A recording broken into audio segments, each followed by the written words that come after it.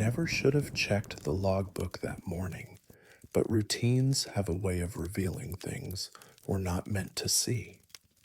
My name is Elijah Crane, and I've worked as the head groundskeeper at Riverside Memorial Cemetery in Salem, Oregon for nearly 17 years. Most people think my job is just mowing lawns and trimming hedges, but there's more to it than that. I maintain the records, coordinate with families, monitor the security systems, and make sure every plot is properly cared for. I know this place better than I know my own neighborhood. It was a Tuesday in late October when I noticed the flowers on plot 44B during my morning rounds. White lilies, fresh enough that dew still clung to the petals. They were arranged carefully at the base of Margaret Holloway's headstone, tied with a simple gray ribbon. Nothing unusual about that, except for one thing. According to our visitor logbook, no one had come to see Margaret in 12 years. I stood there listening to the morning birds and the distant hum of traffic beyond the cemetery gates. The flowers shouldn't have been there. I checked the sign-in sheet every evening before I locked up, and I'd been the only person on the grounds yesterday. I pulled out my phone and took a photo of the arrangement, then walked back to the maintenance office. I keep meticulous records because that's what this job requires. The visitor log confirmed what I already knew. Yesterday's page was blank except for my own name, logged in at 7:30 a.m., logged out at 4:15 p.m. I decided to check the security footage. We installed cameras 3 years ago after some vandalism incidents. 4 cameras cover the main paths and entrances, recording on a loop that saves 7 days. I pulled up yesterday's footage and started scanning through the timeline. Nothing unusual, just me doing my regular work throughout the day. Then I checked the overnight footage. Tell me something made me scroll forward through the empty hours. At 2:47 a.m., I watched myself walk into view carrying white flowers. My hands went cold. On the screen, I watched myself move with purpose down the path, stopping at plot 44B. I knelt down, arranged the lilies carefully at the base of the stone, stood up, stared at the grave for nearly 2 minutes. Then I walked back toward the maintenance building. I have no memory of this. None. I don't remember waking up, leaving my house, buying flowers, or driving here. My car was parked in my driveway this morning.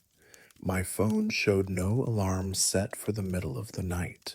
My bank account showed no flower shop purchases, but the flowers were real. The footage was real. I spent that day trying to rationalize it. Sleepwalking, maybe. Some kind of stress-induced episode. But my house is 14 miles from the cemetery. How did I get here? 3 days passed. I kept checking the cameras, kept monitoring everything. Nothing else happened. The lilies wilted slowly on Margaret's grave. Then, 6 days after the first incident, I found more flowers. Same spot, same white lilies, same gray ribbon. I ran to the office and pulled up the footage immediately. 2:47 a.m. Again. There I was, walking down the path with flowers, arranging them carefully, pausing for 2 minutes, then leaving. I had no memory of it. This time, I noticed something I'd missed before. In the footage, just before I turned to leave, my head tilted slightly, like I was listening to something. Then I looked directly at the camera. My expression was wrong. I've seen my own face for 46 years. The person on that screen looked like me, moved like me, wore my clothes, but the eyes were different, focused on something I couldn't see. I still work at Riverside Memorial. I still maintain the grounds and keep the records. I lock up every evening at 4:15 and drive home. I sleep in my own bed, and as far as I know, I stay there all night. But every Tuesday morning, I find fresh white lilies on plot 44B. And every Tuesday, the security footage shows me placing them there at exactly 2:47 a.m. I stopped checking my memory after the fourth week. I stopped trying to explain it after the eighth. Now I just document it. Another routine task. Last month, I finally looked up Margaret Holloway's records. She died in 1993 at the age of 34. No spouse listed, no children. Cause of death was drowning. Her obituary mentioned she worked as a night custodian at Salem General Hospital, the same hospital where I was born, the same night shift I was born on. I don't know what that means. I don't know if it means anything at all. But every Tuesday, I find those flowers, and every Tuesday, the cameras show me bringing them. I'm starting to wonder if I should stop watching the footage, if maybe some routines are better left unexamined, but I can't help myself. Because last week, in the footage, I spoke.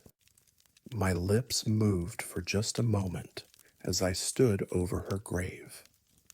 The cameras don't record audio, so I'll never know what I said. But I know, somehow, that it wasn't me saying it. This morning, I found something new. Along with the lilies, there was a note tucked under the flowers. Plain paper, neat handwriting, thank you for remembering. I checked the footage from last night. At 2:47 a.m., I placed the flowers as usual. But this time, after I walked away, the camera caught something else. The note appeared on the grave 30 seconds later, just materialized there, settling onto the flowers like it had been dropped from somewhere above. No one else was in the frame. No wind, no movement, just the note appearing. I picked it up with shaking hands. The paper was warm, like it had been held by someone living. The ink was fresh. I don't know what's happening to me. I don't know who Margaret Holloway really was, or why I'm the one bringing her flowers every week. I don't know what she wants or why she's using me to get it. But I do know this. Tonight, I'm going to stay awake. I'm going to fight whatever pulls me from my bed. I'm going to find out where I go during those hours I can't remember.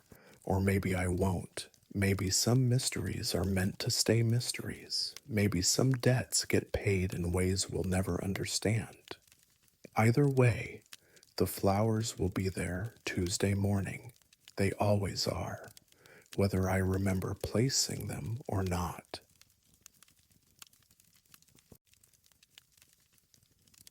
I thought I understood death until the night one of our clients moved.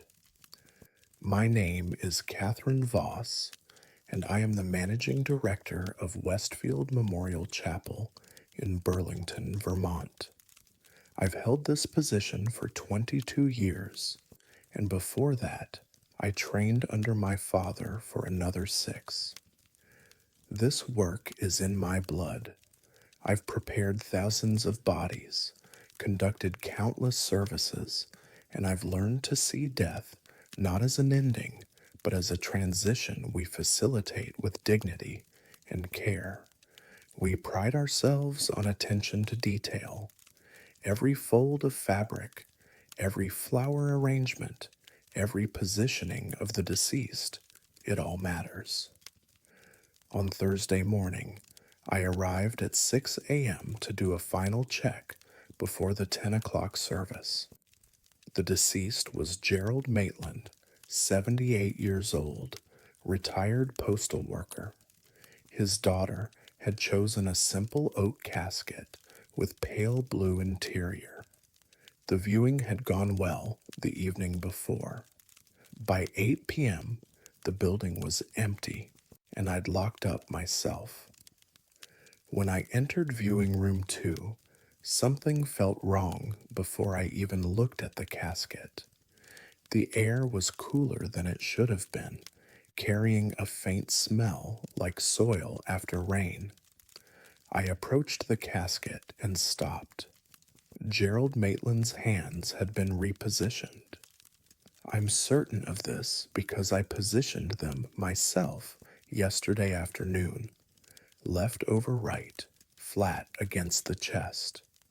It's a posture I've created thousands of times.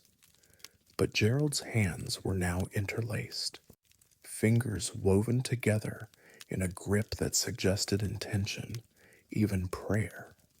I checked the guest book by the door. The last signature was time-stamped 7:42 p.m. I'd locked up at 8. The alarm system logged every entry and exit. I pulled up the app on my phone. No breaches, no entries after 8:03 p.m. Then I remembered the cameras. We installed a security system 5 years ago. 3 cameras cover the main rooms, including the viewing areas. They record continuously with infrared capability for night recording. I went to my office and pulled up yesterday's footage. The viewing room looked peaceful. Gerald rested in his casket, hands positioned exactly as I'd left them, left over right, flat against his chest. 7:55 p.m., I did a final check. 8:03 p.m., I left. The room fell into infrared darkness. I kept watching. 8:30 p.m., nothing. 10 p.m., still midnight. The casket remained unchanged. At 3:14 a.m., the screen went completely black. Not the darkness of an empty room, but absolute black, as if the camera had been covered or turned off. But our cameras don't turn off. They're hardwired with 3 backup power sources specifically to prevent gaps in recording. The black screen lasted for 17 minutes. At 3:31 a.m., the image returned. Same infrared view, same angle, same everything. Except Gerald Maitland's hands were now interlaced. I watched the footage 3 more times. The blackout was complete. No flicker, no static, just 17 minutes of nothing. And when the image returned, the change had been made. I checked the system logs. No power failures, no equipment malfunctions, no explanation. I should have called someone. Instead, I went back to the viewing room and carefully repositioned Gerald's hands the way they should be. Left over, right, flat against his chest. My fingers were shaking. The service went smoothly. Gerald's daughter thanked me afterward, mentioning how peaceful her father looked. That night, I stayed late, sitting in my office with the security feed open on my screen. I watched until midnight, then 1 a.m., then 2. At 3:14 a.m., the screen went black again. 17 minutes of absolute darkness. When the image returned at 3:31 a.m., The room looked the same, empty, but in the corner of the frame, barely visible in the infrared glow, there was something on the floor near where the casket had been. I went down to check. It was a pair of white gloves, the kind we use for handling the deceased. They were folded neatly, placed exactly where Gerald's casket had stood during the viewing. I don't leave gloves behind, ever. But these weren't mine. They were too small. The fabric was older, a style we stopped using a decade ago, and when I picked them up, they were warm. I've been in this business for nearly 30 years. I've seen bodies do strange things, post-mortem muscle contractions, gases causing movement. I've heard every rational explanation, but I also don't believe equipment fails without reason. I don't believe in 17-minute blackouts that leave no trace. Last week we had another viewing. Different deceased, different family, same room. I positioned the hands carefully and locked up at my usual time. The next morning, the hands were interlaced again. The footage showed the same blackout, 3:14 a.m. to 3:31 a.m., and this time, when the camera came back on, there was something else different. The deceased's head had turned, just slightly. Instead of facing straight up toward the ceiling, he was now facing the door, facing the exact spot where I stood every morning when I came in for my final check. I still do my job. I still prepare bodies with care and precision. I still position hands left over right, flat against the chest. But I don't do final checks alone anymore, and I never look at the security footage from 3:14 to 3:31 a.m. because the last time I watched, I saw something moving in the darkness just before the blackout ended. Something that looked like hands, reaching up from inside the frame, reaching toward the camera, reaching toward me. This morning, I found another pair of gloves, newer this time. My size, placed on the counter in the preparation room, folded neatly, still warm. I didn't leave them there, but they have my initials embroidered on the cuff. The initials I had added to my work gloves 5 years ago. The gloves I lost 3 years ago and never found. Someone, something, is returning what was taken, piece by piece, night by night, and I'm afraid to discover what it wants in exchange.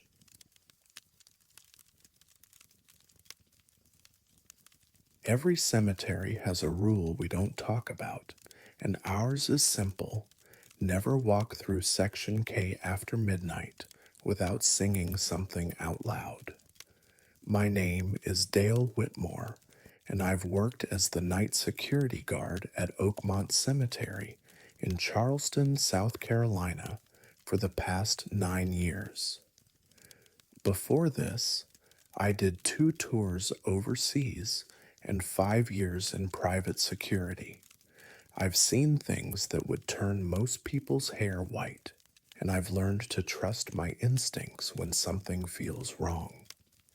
This job was supposed to be quiet, peaceful, just me, the dead, and the occasional raccoon getting into the trash bins. Section K changed that.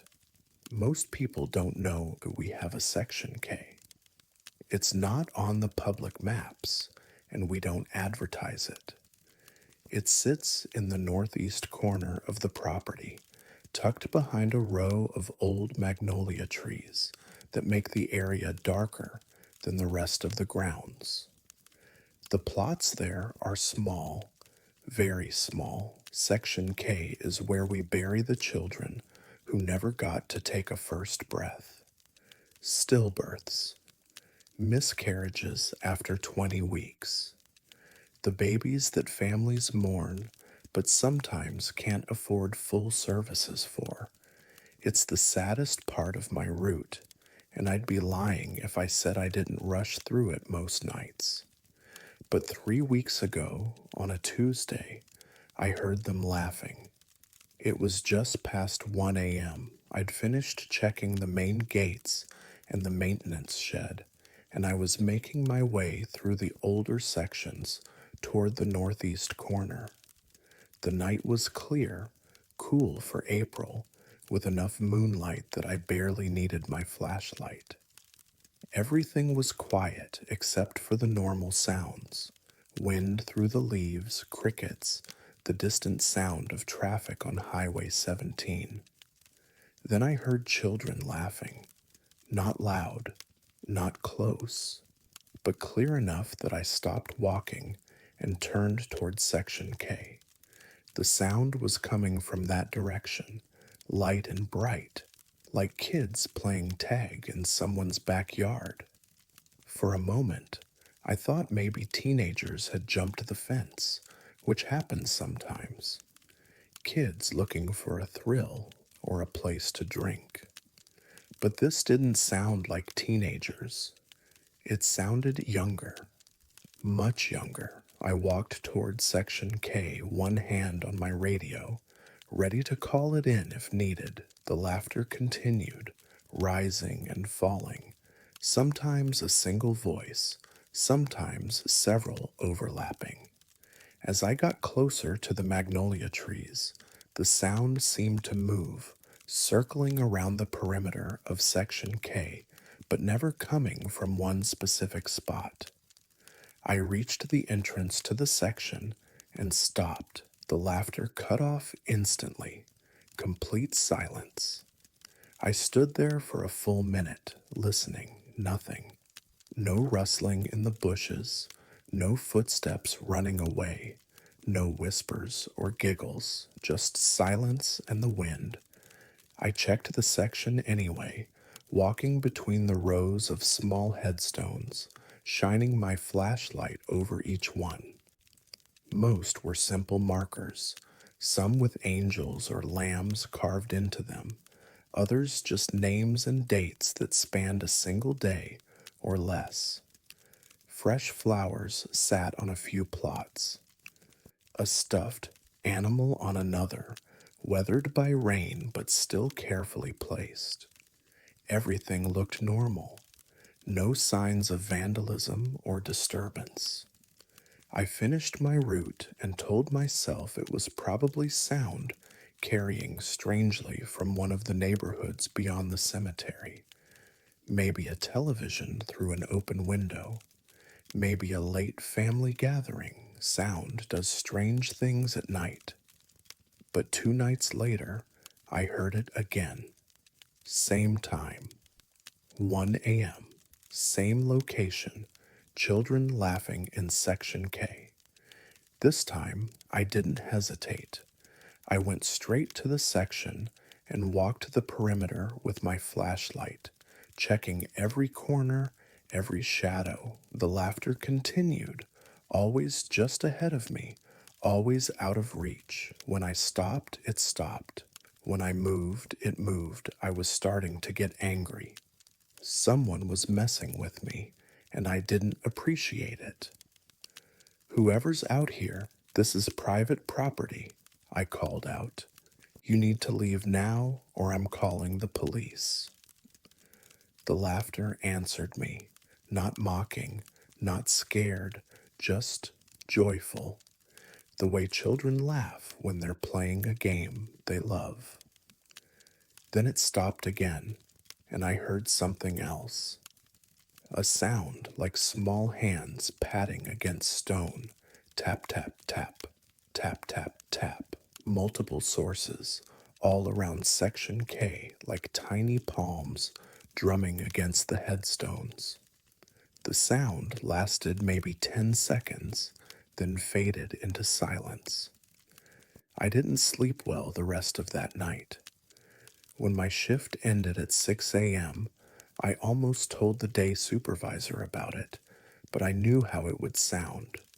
Hearing children in the baby section, he'd either think I was losing it or trying to get out of night shifts with some ghost story. So I kept it to myself and came back the next night. 1 a.m. came and went. No laughter, no sounds. I walked through Section K twice, and everything was quiet. I should have been relieved. Instead, I felt uneasy, like something was waiting for the right moment. At 4:30 a.m., just as the sky started to lighten toward dawn, I made my final pass through Section K. The dew was heavy that morning, coating everything in a fine layer of moisture that caught the first hints of daylight. That's when I saw the handprints. They were on the headstones, tiny prints, smaller than my palm, pressed into the dew that had collected on the marble surfaces.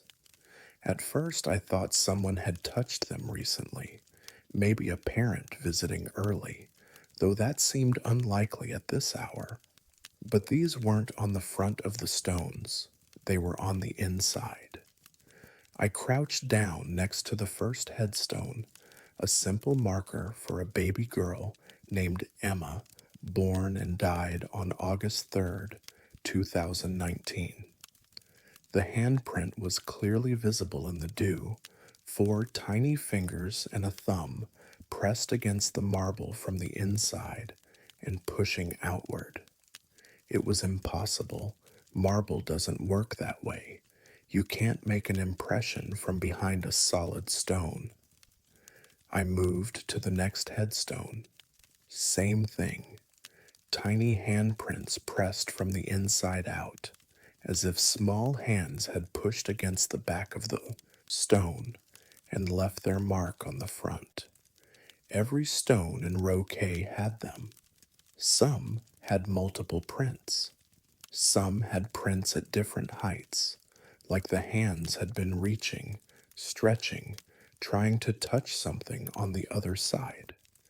My hands were shaking as I pulled out my phone and took photos.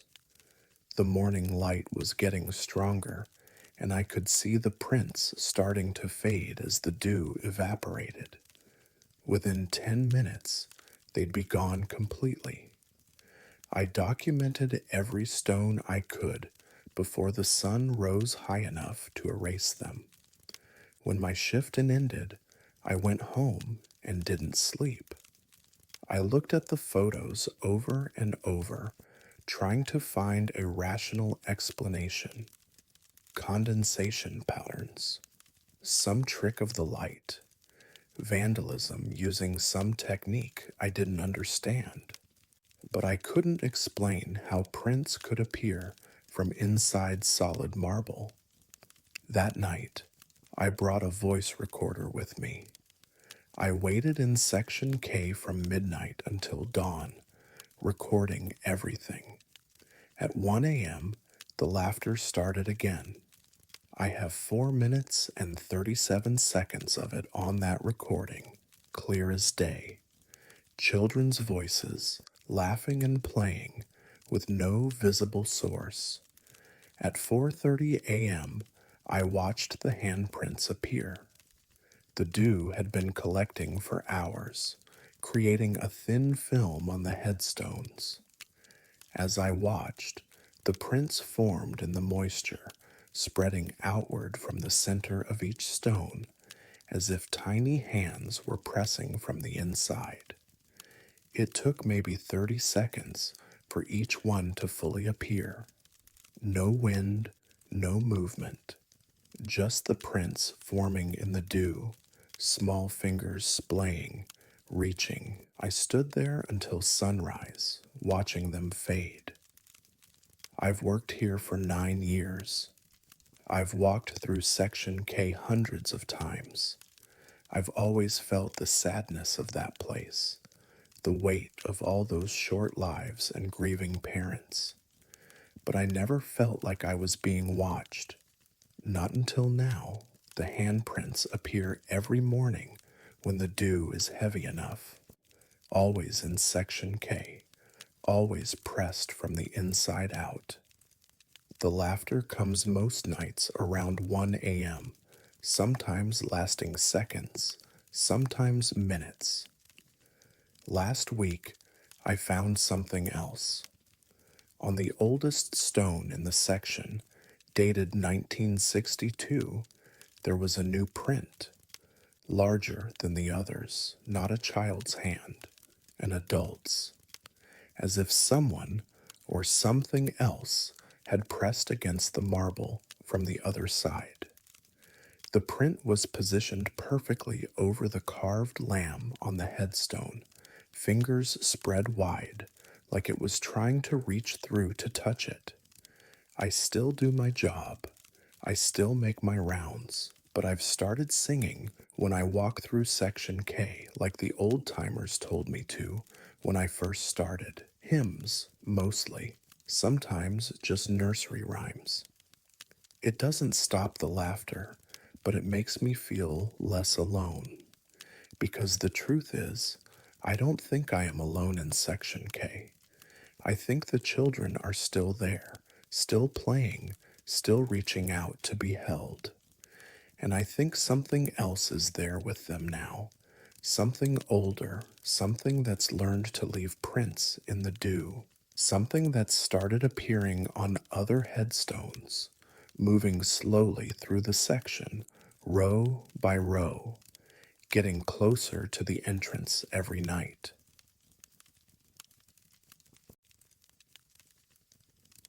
If you ever hear someone calling your name from an empty vehicle, don't answer, and whatever you do, don't check the back.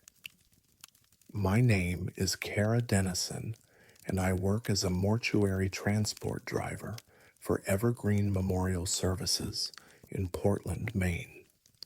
I've been doing this job for 11 years, and before that, I was a paramedic for 7. I've seen death in almost every form it takes: sudden, expected, violent, peaceful. I thought I understood the mechanics of it, the biology, the finality. I was wrong. The work itself is straightforward. When someone dies in a hospital, nursing home, or private residence, we're called to transport the deceased to the funeral home or medical examiner's office. We treat every person with dignity. We move carefully, speak respectfully, and follow strict protocols. It's solemn work, but it's honest work, and I've always felt it mattered. Most transports happen late at night or early morning. Death doesn't follow business hours. You get used to driving empty roads at 3 a.m. with the weight of someone's final journey behind you. You get used to the silence. You get used to being alone with the dead, until you realize you're not alone. It was a Thursday in March, just past midnight. I'd gotten a call from Portland General Hospital. A 92-year-old man named Robert Callahan had passed away from pneumonia. Natural causes. Expected. His family had already left, and the nursing staff had prepared him for transport according to standard procedures. When I arrived, everything was routine. Paperwork signed, body properly bagged and tagged, transferred to our gurney with care. I loaded Mr. Callahan into the back of the van and secured the gurney to the floor mounts. The van is a standard transport vehicle, white, unmarked, climate-controlled rear compartment. Nothing fancy, but maintained meticulously because we take our work seriously. I closed the rear doors, locked them, and got into the driver's seat. The funeral home was a 23-minute drive across town. I'd made this route hundreds of times. I was 7 minutes into the drive when I heard the first knock. three distinct sounds from the cargo area. Knock, knock, knock. I glanced in the rearview mirror at the divider between the cab and the rear compartment. The sound had been clear, deliberate, like knuckles rapping against metal. Road vibration, I told myself. The gurney shifting despite the locks, equipment settling. But I knew what I'd heard. I kept driving, hands tight on the wheel, trying to focus on the road. The streets were empty this time of night, just me and the occasional traffic light turning from red to green with no one around to see it. Another knock, louder this time, then another, then silence. My heart was racing now. I told myself to stay calm, to think rationally. Bodies don't knock. The deceased was 92 years old, had been confirmed dead by 2 nurses and a physician, and had been without a pulse for over an hour before I arrived. Rigor mortis had already begun setting in. I'd felt the stiffness in the jaw and shoulders when we transferred him to the gurney. Dead people don't move. Dead people don't knock. But the sound came again. 3 knocks, deliberate, measured, like someone asking to be let in or let out. I pulled over to the side of the road and put the van in park. My hands were shaking. This was insane. I was a professional. I'd transported hundreds of deceased individuals without incident. I knew the science. I knew the procedures. I knew that post-mortem muscle contractions could cause movement, that settling gases could create sounds, that my mind could play tricks in the dead of night. But 3 knocks? 3 deliberate knocks? I sat there for a full minute, listening, nothing, just the idle of the engine and the sound of my own breathing. Maybe I'd imagined it. Maybe the stress of too many late shifts had finally caught up with me. I was about to put the van back in drive when I heard something else, a zipper, the long, slow sound of a zipper being pulled down, the specific sound of the heavy-duty zippers we use on our body bags. I'd heard that sound thousands of times. I knew it intimately. It was coming from the back of the van. I grabbed my phone with trembling hands and turned on the flashlight. The rear compartment had interior lights, but they were controlled from a switch in the back. From the driver's seat, I could only see the dark shape of the divider between me and the cargo area. I should have driven straight to the funeral home. I should have called my supervisor. I should have done anything except what I did next. I got out of the van. The night was cold, quiet except for the distant sound of a train. I stood by the driver's door for a moment, staring at the rear of the van. The doors were still locked. Nothing could have gotten in. Nothing could have gotten out. I walked to the back and pressed my ear against the door. Listening, silence. My keys felt heavy in my hand as I unlocked the rear doors. I counted to 3, then pulled them open. The interior light came on automatically, flooding the cargo area with harsh white light. Mr. Callahan lay on the gurney, exactly where I'd left him, secured with straps, the black body bag zipped and sealed. Except it wasn't sealed anymore. The zipper had been pulled down, not all the way, just exactly 4 inches from the top, enough to expose the top of the deceased's head, his white hair visible against the dark material. I stood frozen, staring at that 4-inch gap. The zipper pull was on the inside of the bag. I've worked with body bags for over a decade. I know how they function. The zipper runs along the outside, pulled by a metal tab that hangs on the exterior.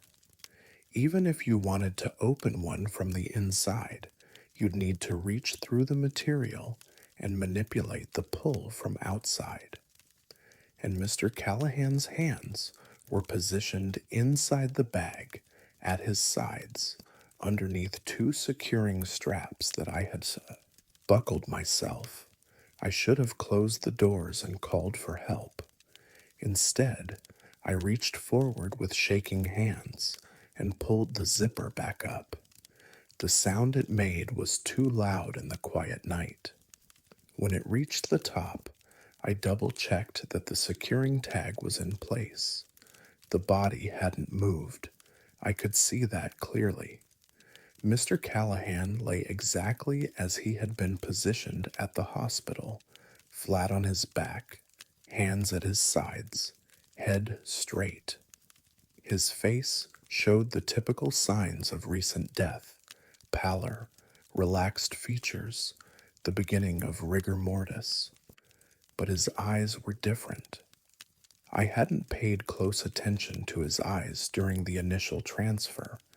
I'd been focused on proper body mechanics and respectful handling, but now, looking at him in the harsh interior light, I noticed they weren't completely closed.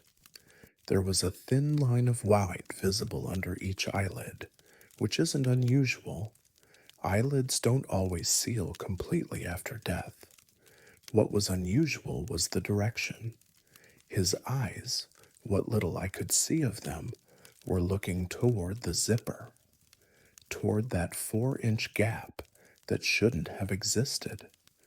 I closed the doors quickly and locked them. My hands were trembling so badly, I dropped my keys twice before getting back into the driver's seat.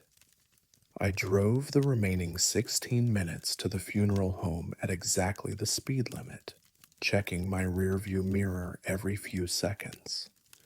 No more knocks, no more sounds. Just silence and the weight of what I'd seen. When I arrived, I backed up to the receiving bay and unloaded Mr. Callahan with the night attendant, a man named Marcus, who'd been working there longer than I'd been alive. I didn't mention what had happened. We transferred the body to cold storage, completed the paperwork, and I drove home as the sun started to rise. I didn't sleep that day. I kept seeing that 4-inch gap, kept hearing those 3 deliberate knocks, kept wondering what would have happened if I'd pulled the zipper all the way down. 2 weeks later, I got another call, another transport, another deceased patient, this time a woman in her 60s. I loaded her into the van, secured everything properly, and started driving. 7 minutes into the transport, I heard it again. 3 knocks. I didn't pull over this time. I drove straight to the funeral home, faster than I should have, and unloaded quickly. The zipper was fine. Everything was fine. But the knocks keep happening now, not on every transport, but often enough. Always 3 knocks. Always 7 minutes into the drive. Last week, I heard something else. After the 3 knocks, I heard my name. Kara, a voice said from the back. Quiet, whispering, not male or female, just a voice. Kara, please. I still drive. I still do my job. I still treat the deceased with dignity and respect. But I never pull over anymore. I never check the back while I'm alone, and I never, ever listen when I hear my name. Because the last time I heard it, I looked in the rearview mirror and I saw something in the dark space behind me. Something sitting up, something with white hair and a 4-inch gap where its chest should have been. Something that was trying very, very hard to get my attention.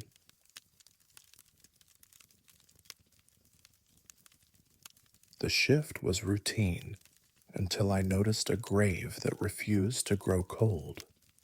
My name is Jin Park, and I've worked as the head caretaker at Hillcrest Memorial Gardens in Tacoma, Washington for 14 years. Before this, I maintained the grounds at 2 other cemeteries in the Seattle area, and before that, I worked in landscape architecture. I know soil, I know earth and grass, and the way living things interact with the ground beneath them. I also know how death changes the earth, and I know what normal feels like. Grave. 1891 wasn't normal.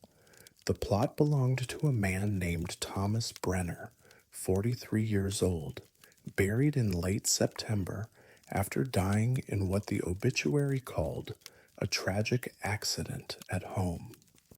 I remember his funeral because it was small, just his elderly mother, a sister, and 2 people who might have been co-workers.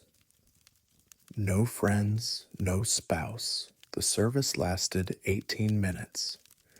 I didn't think about Thomas Brenner again until early November when I was doing my seasonal erosion assessment. We get significant rainfall in western Washington, and I check vulnerable sections of the cemetery twice a year to identify areas where water drainage might be compromising the graves. It's technical work that most people don't think about, but it matters. Soil shifts, earth settles. We have to stay ahead of problems before they become disasters. I use an infrared thermometer as part of this process. Soil temperature can indicate moisture retention, drainage issues, or subsurface problems. Normal grave sites read within a few degrees of the ambient earth temperature, usually somewhere between 45 and 50 degrees in November. When I pointed my thermometer at grave 1891, it read 57 degrees. I took the reading again, thinking I'd angled it wrong or caught some sunlight. 57.3 degrees. I checked the plots around it. 50 degrees, 49, 48, all within the normal range. Grave. 1891 was 7 degrees warmer than everything around it. I made a note in my log and moved on. Sometimes there are explanations. Underground pipes, unusual soil composition, even decomposition gases in newer burials, though that typically causes cooling, not warming. I'd check it again in a week. A week later, the temperature was 58 degrees. The surrounding plots remained in the high 40s. I checked it daily after that. The temperature fluctuated slightly, but never dropped below 56 degrees. By mid-November, when the first frost came and soil temperatures across the cemetery dropped into the low 40s, grave 1891 was reading 61 degrees. Something was generating heat 6 feet underground. I consulted with the cemetery manager, a woman named Helen, who'd been overseeing Hillcrest for 30 years. She suggested we wait another month to see if the anomaly resolved itself, but if it persisted, we'd need to contact the family about a possible inspection. These things are delicate. You don't tell people their loved one's grave is behaving strangely without careful consideration. December came. The temperature at grave 1891 reached 64 degrees, while the rest of the cemetery sat at 40 degrees or below. Helen contacted Thomas Brenner's sister, Martha, and explained the situation as gently as possible. We had a potential structural issue, we said. Water infiltration, perhaps, or a problem with the vault seal. We needed to inspect the burial site to ensure long-term integrity. Martha authorized the inspection. She sounded relieved, actually. I knew something was wrong, she said on the phone. I knew it when they buried him. We scheduled the exhumation for early January, brought in the proper equipment and contractors, and followed all legal and procedural requirements. These inspections are rare, but not unheard of. Usually they reveal exactly what you'd expect: a cracked vault, improper drainage, tree root intrusion.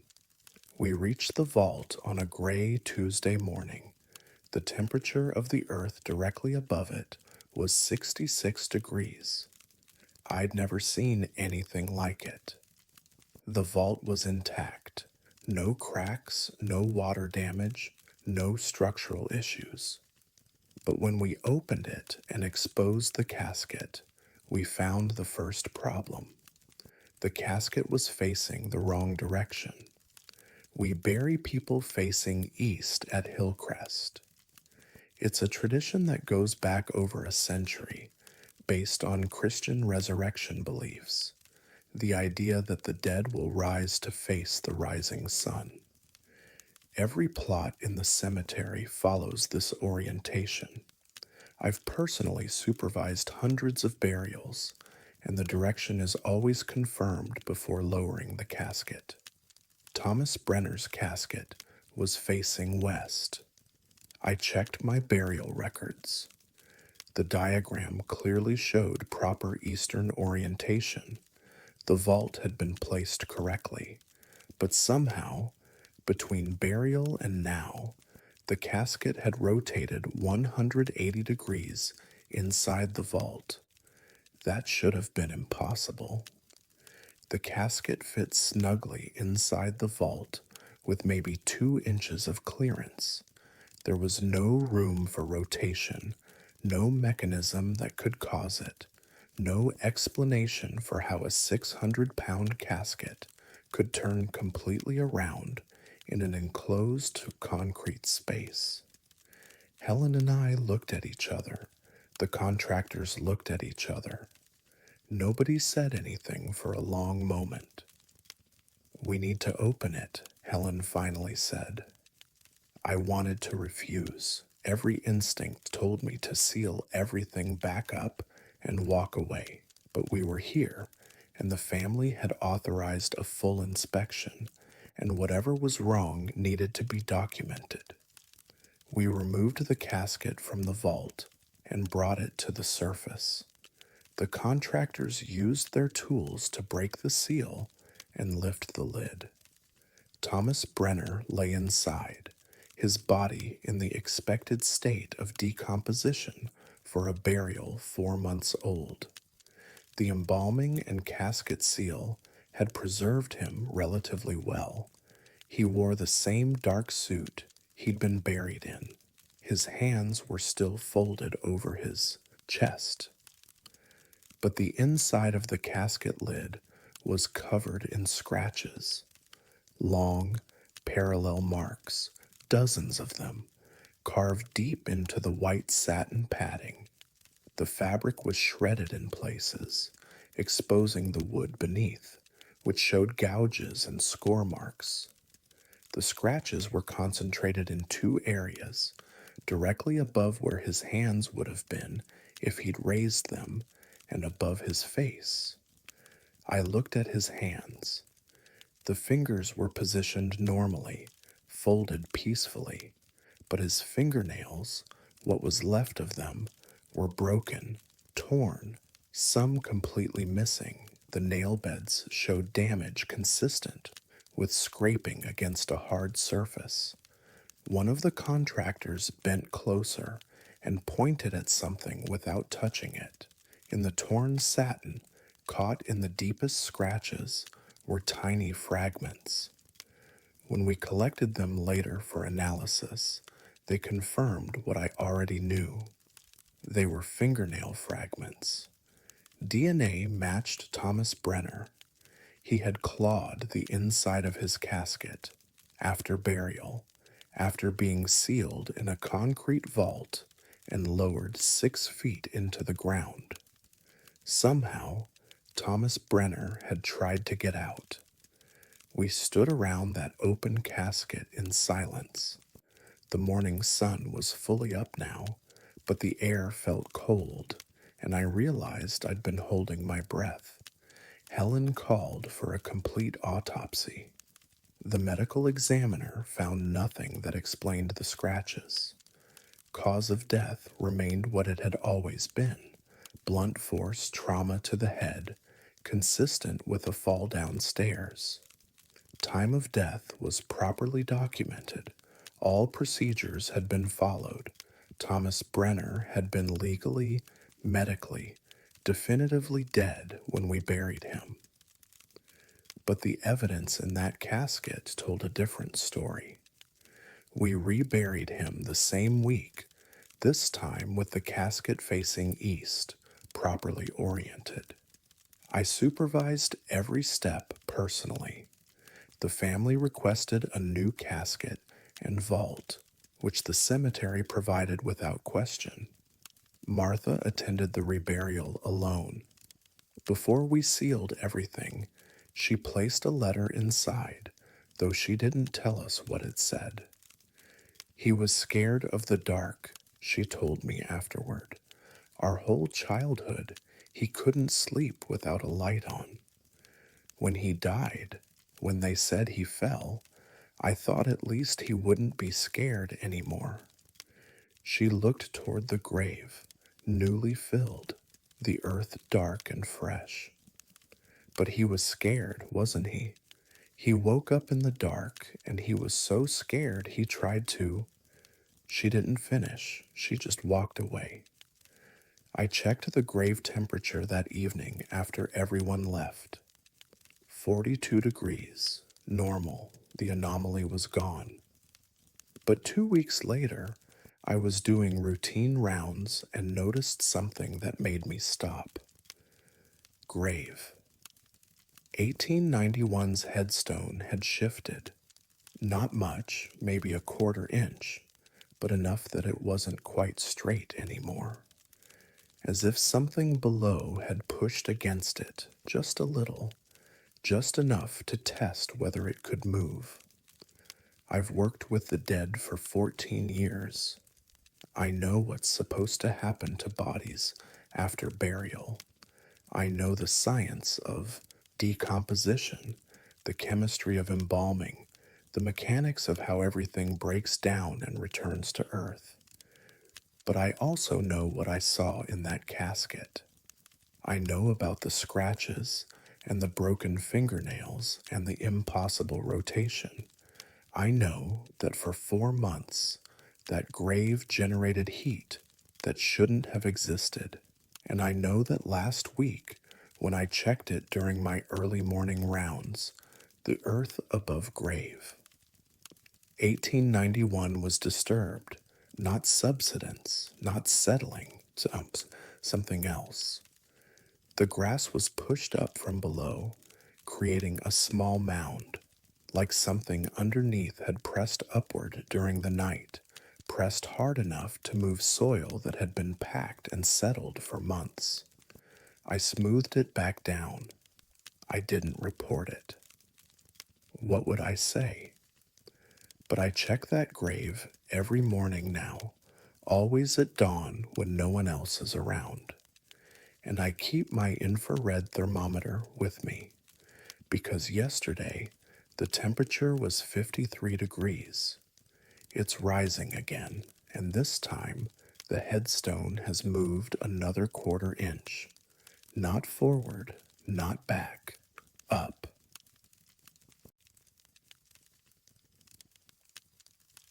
I thought I understood death until I watched someone wait for 50 years to stop waiting. My name is Michael Whitmore, and I am the Chief Funeral Director and Embalmer at Restwood Memorial Home in Ann Arbor, Michigan. I've been in this profession for 26 years, following in my father's footsteps and his father's before him. 3 generations of Whitmores have prepared the dead for their final rest in this building. But sometimes death isn't peaceful. Sometimes it's patient. I was working late on a Wednesday in February, finishing an embalming that had been delayed due to paperwork issues. The deceased was Eleanor Voss, 87 years old, passed away from congestive heart failure at her assisted living facility. Natural causes. Expected. Her family had scheduled the service for Friday. I prefer working at night when the building is quiet and I can focus. Embalming is precise work. Chemistry, anatomy, artistry combined. You have to understand how tissue responds, how to restore a natural appearance. Eleanor was a straightforward case. I began the standard arterial embalming process around 9 p.m., working methodically through each step. That's when I first noticed her eyes. We closed the deceased's eyes early in the preparation process using eye caps and adhesive to keep the lids sealed naturally. It's one of the first things we do. I'd set Eleanor's eyes properly at the beginning, but an hour into the embalming, I noticed her right eyelid had shifted slightly. Not open, but not quite closed. A thin line of white was visible beneath the lid. I paused and reset the eye, checking the cap placement and adding additional adhesive. Then I continued working. 20 minutes later, I glanced at her face and stopped. Both eyelids had shifted. The eyes weren't open, but they were no longer in the position I'd left them. And there was something else. The angle seemed wrong, as if the eyes beneath those lids were looking at something. The doorway, I reset them again, using more aggressive techniques. I'd been doing this work for over 2 decades. I knew what I was doing. Eyes don't just move during embalming, but over the next 2 hours, I reset Eleanor's eyes 4 more times. Each time, they shifted. Each time, the angle changed slightly toward the same direction. The embalming room has one entrance, a wide doorway that leads to the corridor. I keep it open when I work alone. Around midnight, I finally stopped trying to fix Eleanor's eyes and instead stood back to observe them. I watched for 5 minutes. They didn't move. They couldn't move. But the positioning was undeniable. If Eleanor were alive and could see, she would be looking directly at that doorway, waiting for something or someone. I finished the embalming procedure, moving through the remaining steps with increasing unease. I kept glancing at the doorway. Nothing appeared, just the empty corridor and the distant glow of the exit signs. When I finally completed the preparation, around 2 a.m., I positioned Eleanor in her casket in the viewing room and went to my office. Before I left for the night, I pulled up the security footage. We have cameras throughout the building. One of them covers the corridor outside the embalming room, angled to capture the doorway I'd been working near all night. I scrolled back to 9 p.m. and pressed play. The footage showed what I expected, me moving in and out of frame, the empty corridor, the quiet building. I fast forwarded, watching the timestamp roll. At 11:03 p.m., a man appeared in the doorway. He stood perfectly still, facing into the embalming room. I couldn't see his face clearly, but I could see his clothing: brown slacks, a tan cardigan, thick-rimmed glasses. His hair was styled in a way that looked dated, very dated. I stopped the video and stared. I had been working in that room at 11:03. I had been standing less than 15 feet from that doorway. I had seen nothing. I pressed play again. The man didn't move. He just stood there, hands at his sides, facing into the room, facing toward where Eleanor lay on the preparation table. The timestamp rolled forward. 11:30, midnight, 12:30, 1 a.m. The man never moved, never shifted his weight, never looked away. At 1:47 a.m., there's a moment where I walk past the doorway, carrying supplies. I walk within 2 feet of where he's standing. I don't react. On the video, I walk right through the space where his left arm should be. He doesn't move, doesn't react, just continues standing there, transparent enough that I can pass through him, but solid enough to appear on camera. At 2:13 a.m., when I wheel Eleanor's casket out of the embalming room, the man steps aside.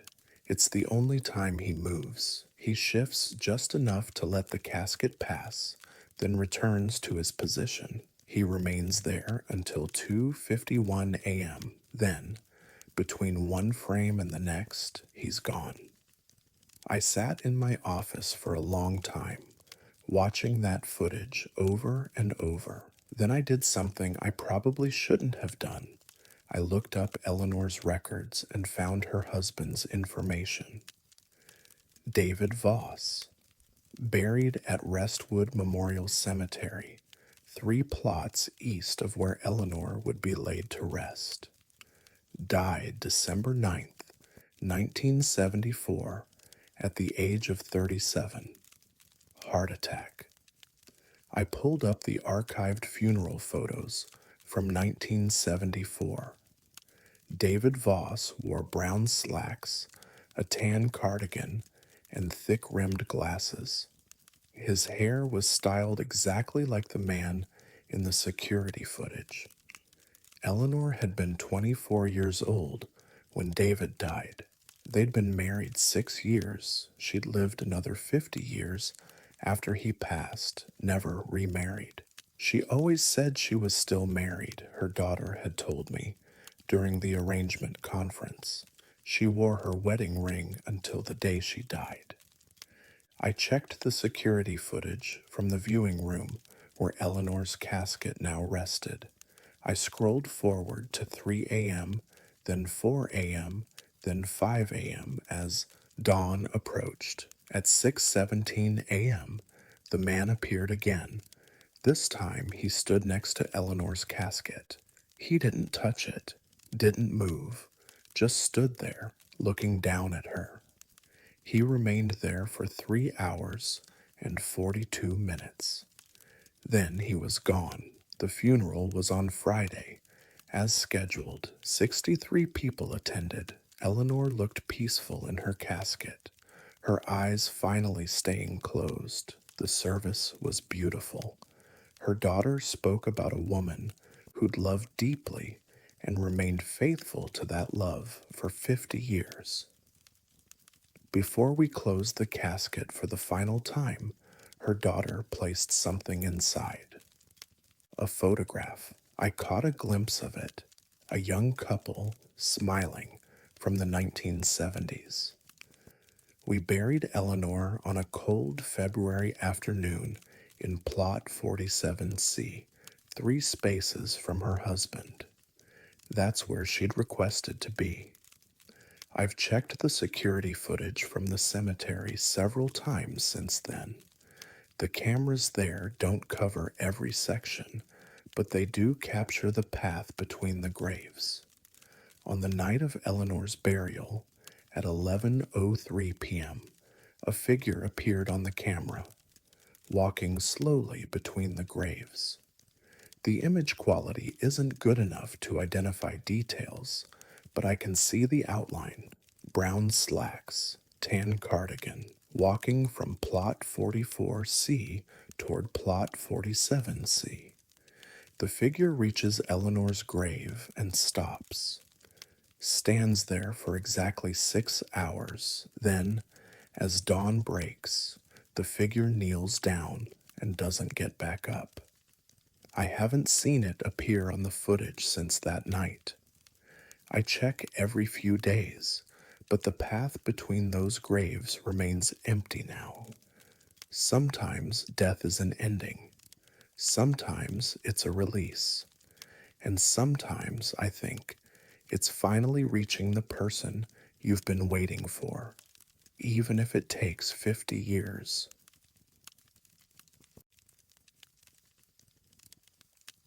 The shift was routine until I learned that grief can bloom on a schedule. My name is Mateo Rivera, and I've worked as a night security guard at Greenwood Cemetery in Sacramento, California, for the past 8 years. Before this, I did security for retail stores and office buildings, but those jobs felt hollow. There's something honest about working in a cemetery. The dead don't cause trouble. They're at peace, and my job is to make sure they stay that way. Most nights are quiet. I walk my route, check the gates, make sure no one's jumped the fence. I know every section, every major plot, every tree. I've been walking these paths for 8 years. But every April, something changes near plot 203. It started my second year working here. I was making my usual Tuesday night rounds, probably around midnight, walking through Section 7, where we bury people who died in the 80s and early 90s. The night was clear and cool, typical for April in Sacramento. Then I smelled lilies. Not subtle, not the faint scent of flowers someone had left that afternoon. This was overwhelming. The thick, sweet perfume of fresh-cut lilies, so strong it made my eyes water. It came out of nowhere, a wall of scent that stopped me mid-step. I looked around, shining my flashlight over the nearby graves. No fresh flowers, nothing that would explain the smell.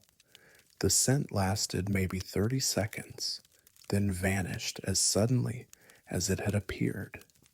But the next Tuesday, at almost the exact same time, it happened again. Same location, same overwhelming lily scent. I started paying attention to the graves in that area. One stood out because of how well maintained it was. Plot 203. Margaret Chen, born 1931, began August 1983. The headstone was simple granite with a small carved lily on the side. I looked up her obituary in the cemetery records. Margaret had owned a flower shop in downtown Sacramento for 30 years. Known for her exquisite lily arrangements, the obituary said. She'd died of cancer at 52, leaving behind one daughter, Amy. The smell continued every Tuesday in April for the rest of that month, always at the same time, always near plot 203. Always lilies. Then May came, and the smell stopped. I walked through Section 7 every Tuesday for the rest of the year, and nothing unusual happened until the following April, when it started again. This pattern continued for 6 years. every April, every Tuesday, 11:47 p.m. The smell of lilies near Margaret Chen's grave. I started timing it, and I discovered the precision was remarkable. The scent appeared within a 2-minute window every single time. Last year, I finally decided to investigate properly. I went to the main office and asked to see all the records related to Margaret Chen. The cemetery manager, Tom, gave me a strange look but pulled the files. "Why are you interested in Margaret Chen?" he asked. "Just curious about something," I said. "Do you know if anything significant happens in April related to her?" Tom thought for a moment, then pulled out an older file. Her daughter Amy used to visit every week. She was very dedicated, but Amy died in 1983, just a few months after Margaret. Car accident. He showed me the date, April 19th, 1983. "What time did the accident happen?" I asked. Tom looked through the police report. "Late night. Around midnight, looks like." "Was there a funeral for Amy?" "Yes, she's buried here too. Plot 205, right next to her mother." I went to visit Amy's grave that afternoon. It was 2 plots east of Margaret's. Amy Chen, born 1958, died April 19, 1983, age 25. The epitaph read, "Beloved daughter, forever a bride in our hearts." I looked up more information. Amy had been engaged. The wedding was scheduled for April 20th, 1983, a Wednesday. She died the night before, on her way home from her bachelorette party. The car had been hit by a drunk driver at 11:47 p.m., the same time I smelled lilies every Tuesday. April 19th, 1983 fell on a Tuesday, and every year since then, when I'd smelled the lilies, it was always the Tuesday closest to April 19th. Margaret had been a florist. She'd arranged flowers for weddings her entire adult life. Her daughter was supposed to get married on April 20th. Margaret had probably already prepared the flowers, spent weeks planning the arrangements for her only daughter's wedding day. But Amy died the night before, and Margaret died the 3 months later, her heart broken by grief. This year, I decided to do something different. On Tuesday, April 16th, the Tuesday closest to the anniversary, I brought lilies to Margaret's grave. White ones. I placed them there around 9 p.m., hours before my patrol. Then I waited near plot 203, not standing right there, but close enough to watch.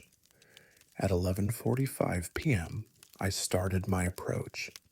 At 11:47 p.m. exactly, the smell hit me, but this time I saw something else. In the darkness between Margaret's grave and Amy's grave, there was movement, not solid, not really visible, but the air shifted, like heat waves rising from pavement. The shape of a person kneeling between the 2 plots, and in the shifting air I could see hands, transparent but present, moving with purpose, arranging something that wasn't there. The hands moved in the precise, practiced motions of someone who'd spent a lifetime working with flowers, cutting stems to length, placing them in an invisible vase, adjusting the angle of blooms that existed only in memory, creating a bouquet for a wedding that never happened. The smell of lilies was so intense I could barely breathe. But I didn't move. I stood there watching those phantom hands work, arranging flowers for a bride who'd been dead for 41 years. The hands worked for exactly 3 minutes. Then they stilled, resting for a moment on the empty air where the arrangement should have been. Then they faded, and the smell disappeared. I walked over to the graves. In the grass between Margaret and Amy's plots, the ground was disturbed. The grass was pressed flat in the exact shape of a person kneeling, and there was something else. In the pressed grass, someone had left a single white lily. Real, physical, fresh cut. But I was the only person in the cemetery. I'd been watching the area for over an hour. I picked up the lily carefully and placed it on Amy's grave. I've worked here for 8 years now. Every April, for 1 week, Margaret Chen arranges flowers at 11:47 p.m. Every Tuesday during that week, she kneels between the graves and creates bouquets for the wedding her daughter never had. I don't interrupt anymore. I just make sure I'm elsewhere during those 3 minutes. But last week, something changed. It was April 23rd, a Tuesday, 5 days after the anniversary. The smell of lilies hit me again at 11:47 p.m. I walked carefully toward Section 7. The phantom hands were there again, but this time, when they finished the arrangement, they didn't fade immediately. They reached out toward Amy's grave, and for just a moment, I saw other hands reach back, smaller hands, younger hands, taking the bouquet that wasn't there. Then both sets of hands faded. I walked over afterward. The pressed grass was there like always. But this time, there were two sets of imprints. Two people kneeling, close enough to touch. And on Amy's grave, someone had left an entire bouquet. White lilies, arranged in the style of a bridal bouquet, tied with a ribbon that looked like it came from 1983. I haven't smelled lilies in Section 7 since that night. I think Margaret finally delivered her flowers. I think Amy finally got her wedding bouquet. And I think, after 41 years, a mother and daughter finally got to say goodbye. I never should have read the note, but curiosity has a way of overriding common sense. My name is Judah Morrison, and I work as a licensed embalmer at Fairmont Memorial Services in Charleston, South Carolina. I've been in this profession for 19 years. This work requires precision, discretion, and respect for the dead. We see things that families never see, know details that never get spoken at funerals, and we carry those secrets with professionalism. But some secrets refuse to stay buried. I was preparing a man named Robert Alcott on a Thursday morning in March. He was 71 years old, retired accountant, died of a stroke in his home office. His daughter had found him at his desk, glasses still on, pen still in hand. A quiet death. The embalming process is routine after you've done it as many times as I have. Robert was wearing a gray suit when his daughter brought him in, the suit he wanted to be buried in. It was a nice suit, well maintained, expensive. It was going through his pockets before beginning the arterial injection. We always empty pockets, remove jewelry, money, anything the family might want returned.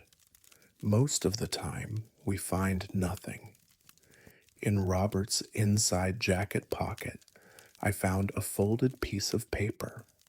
I almost put it aside without reading it, but something made me unfold it. The paper was thick, expensive stationery, and on it, written in precise black ink, were three words: Check row 16. That was all. No signature, no context. I stood there holding the note, feeling uneasy. Row 16. That was specific, deliberate. We had 16 rows in our cemetery section, but the numbering system wasn't something most people outside the funeral industry would know. I set the note aside and continued with the embalming. Professional, methodical, but I kept glancing at those three words. When I finished preparing Robert around noon, I did something unusual. I went to the cemetery office and asked to see the current plot map. Row 16 was in the older section, established in 1963. According to the records, it had been closed for maintenance 3 months ago. Drainage issues. The entire row had been excavated, drainage tiles replaced, and the earth was settling before we could reopen it for burials. Row 16 should have been empty. I looked at the note again. Check row 16. Why would Robert Alcott have this note in his pocket? Why did it feel less like a reminder and more like a warning? I decided to check the row myself. Fairmont Memorial Cemetery sits adjacent to our funeral home, connected by a paved path. I walked out around 3 p.m. The March afternoon was warm, humid in the way Charleston always is. Row 16 was exactly where the map indicated, in the northeast section, beneath a massive live oak. The entire area was cordoned off with temporary fencing and maintenance in progress signs. I walked along the fence line, looking at the disturbed earth inside. The grass hadn't grown back yet. The soil was dark, fresh, uneven from the excavation work. I was about to leave when I noticed something that made me stop. In the middle of row 16, where the earth should have been uniformly disturbed, there was a section that looked different. Settled, packed, and in that section, barely visible through the fence, I could see stone, a headstone. I looked around. No one was nearby. I unlatched the temporary fence and walked carefully across the uneven ground toward the stone. As I got closer, I could see it clearly. A new granite headstone, professionally installed, polished surface catching the afternoon light. It stood at the head of what was unmistakably a grave. The earth around it was raised slightly, mounded in the characteristic shape of a fresh burial. But row 16 was closed. No burials had been authorized here for 3 months. I reached the headstone and looked at the engraving. My hands went cold. The name on the stone was David Alcott. Birth date, April 7th, 1977. Death date, March 23rd, 2024. Today was March 17th. The death date was 6 days in the future. I stood there staring, my mind trying to process what I was seeing. This had to be a mistake. A stone prepared in advance with the wrong date engraved. But the stone wasn't weathered. It was new, and the grave was fresh. I could see where the sod had been cut, where the earth had been recently disturbed and packed down. I pulled out my phone and searched for David Alcott. One result came up immediately. A lawyer in Charleston, 46 years old, practicing estate law. Robert Alcott's son. I felt sick. I took photos of the headstone, the grave, everything. Then I left row 16 and went straight to the cemetery manager. We have an unauthorized burial in row 16, I said. That's impossible. Row 16 is closed. I know, but there's a grave there, a fresh one with a headstone. We went back together. I showed her the grave, the stone, the date that was 6 days in the future. This isn't in our system, she said, checking her phone. No burial permit was issued. No plot was purchased. This grave doesn't exist according to our records. But it's here, I said. We called the cemetery superintendent. He examined everything and confirmed what we already knew. This burial had not been authorized. We need to excavate, he said. We need to see what's actually buried here, and we need to contact David Alcott, the manager added. I was the one who called him. David answered on the third ring. Mr. Alcott, this is Judah Morrison from Fairmont Memorial Services. I prepared your father for burial. Yes, thank you for your work, he said. His voice was tired but steady. I need to ask you something unusual. Have you pre-purchased a burial plot? Silence. Then, no. Why? I didn't know how to say it gently. There's a grave in our cemetery with your name on it. The headstone has your birth date and a death date of March 23rd. More silence. That's 6 days from now, he finally said. Yes. My father gave me a note 2 weeks before he died, David said quietly. It was in a sealed envelope. He told me not to open it unless something felt wrong. I opened it yesterday. What did it say? It said, I'm sorry. I couldn't stop it. Check row 16. David Alcott died on March 23rd, 2024.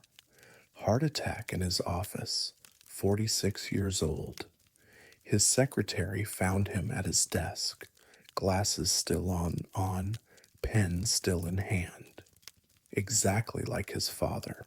We excavated the grave in row 16 the day before David died. We found an empty casket buried 6 feet down. The casket had been there for weeks, maybe months. Someone had dug the grave, lowered the casket, filled it in, and installed the headstone, all without anyone noticing. The casket had a brass nameplate that read David Alcott, and inside the casket we found one item, a folded piece of paper, expensive stationery, 3 words in precise black ink, check row 17.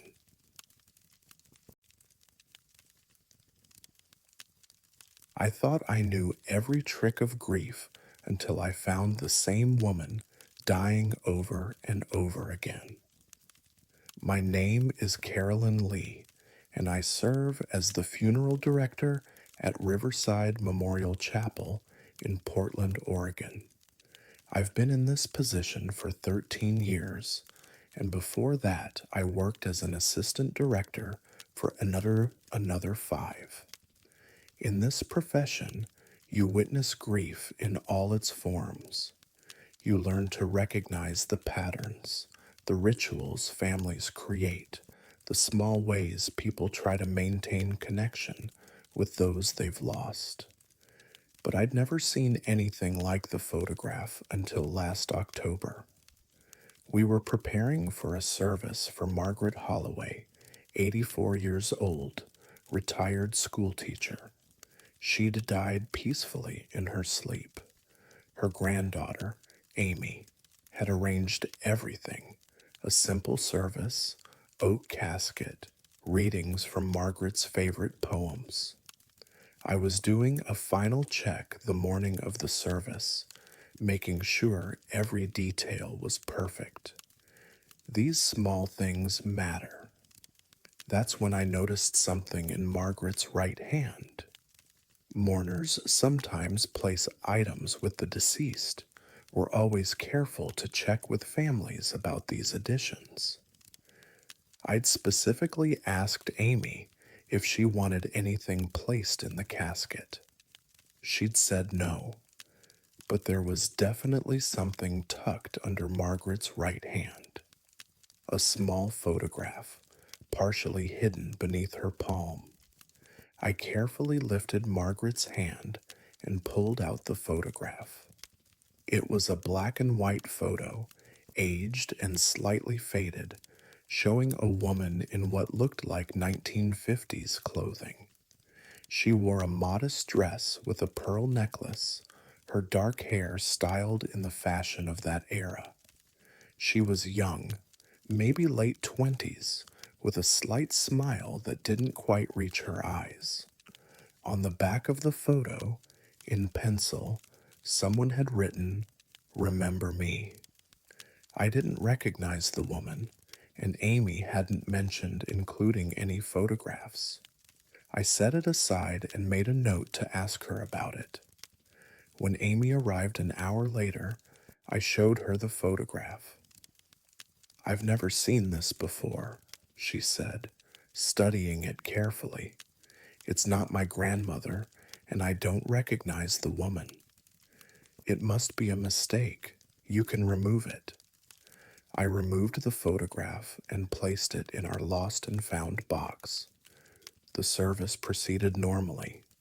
I didn't think about the photograph again until 2 weeks later. We were preparing for a service for James Whitmore, 76 years old, died of complications from diabetes. His son had arranged everything. I was doing my usual final check when I noticed something under James's right hand. A photograph. The same photograph.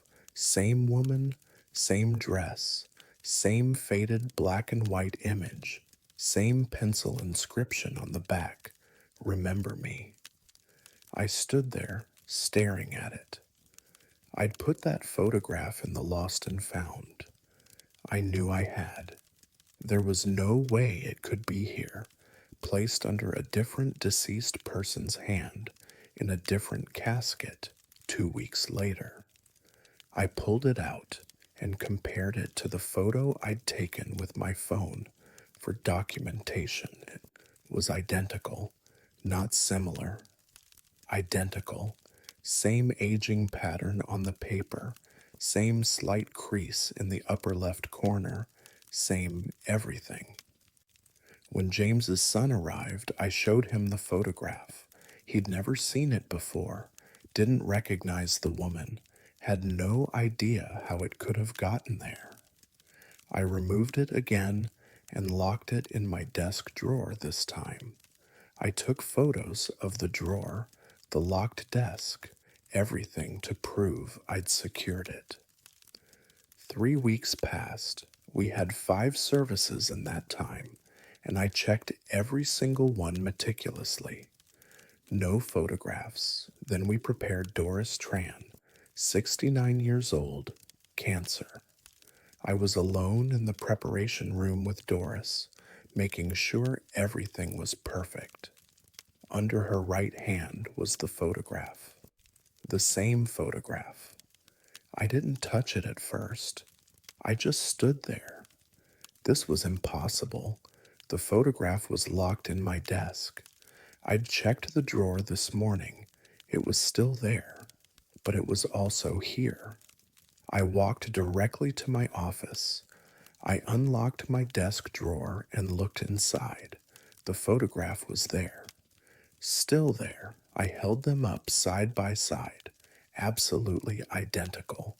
I called my assistant director, Marcus, who'd been with Riverside for 23 years. I showed him both photographs. He examined them carefully. "These are the same photograph," he said finally. "Not copies, not similar photos. Everything is identical, Caroline, this doesn't make sense. I know, I said. We decided to research the woman in the photograph. I uploaded the image to a facial recognition database we sometimes used for identifying unclaimed bodies. The facial recognition hit came back quickly. The woman in the photograph matched records for a Jane Doe buried in Riverside Memorial Cemetery in 1956. She'd been found in the Willamette River, drowned, never identified despite extensive investigation. The police photos from 1956 matched the photograph exactly. She was buried in Plot 447 in a section we reserved for indigent and unidentified individuals. No name on the marker, just Jane Doe and the date she was found. I went to visit the grave that afternoon. It was in the older section where the stones were weathered. Plot 447 was simple, a small concrete marker level with the ground barely visible beneath the grass. Someone had been visiting. There were fresh flowers on the grave, white roses placed recently, and propped against the marker was a photograph. The same photograph. I knelt down and picked it up. The back read, "Remember Me," in the same pencil handwriting, but this time there was something else written below it, in newer ink.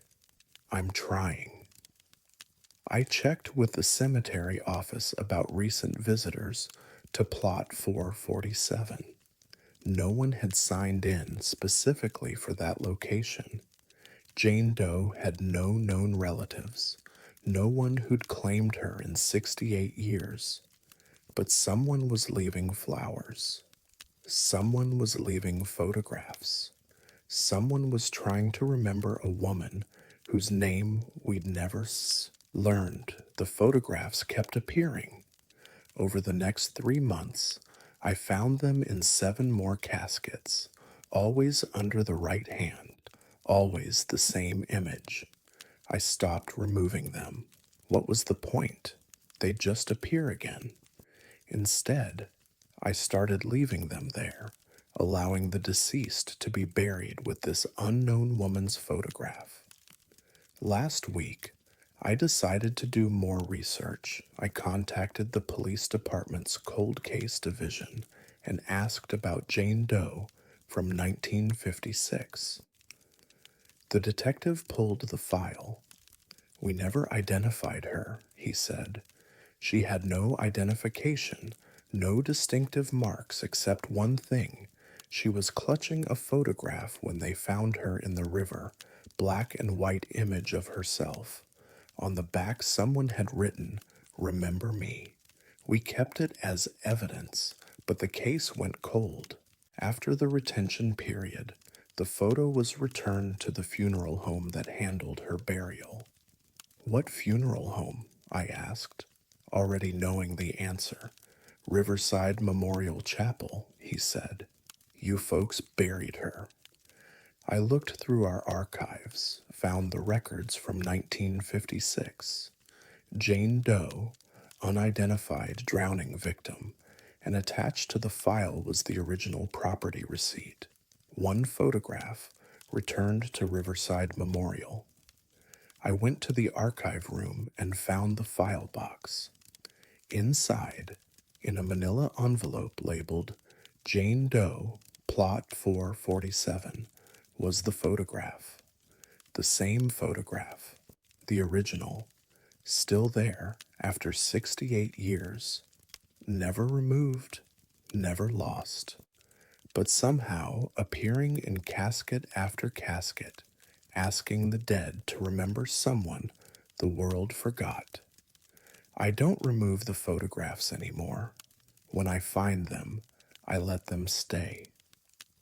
Someone, something, is making sure Jane Doe isn't forgotten, is making sure that every person who passes through Riverside carries her memory with them.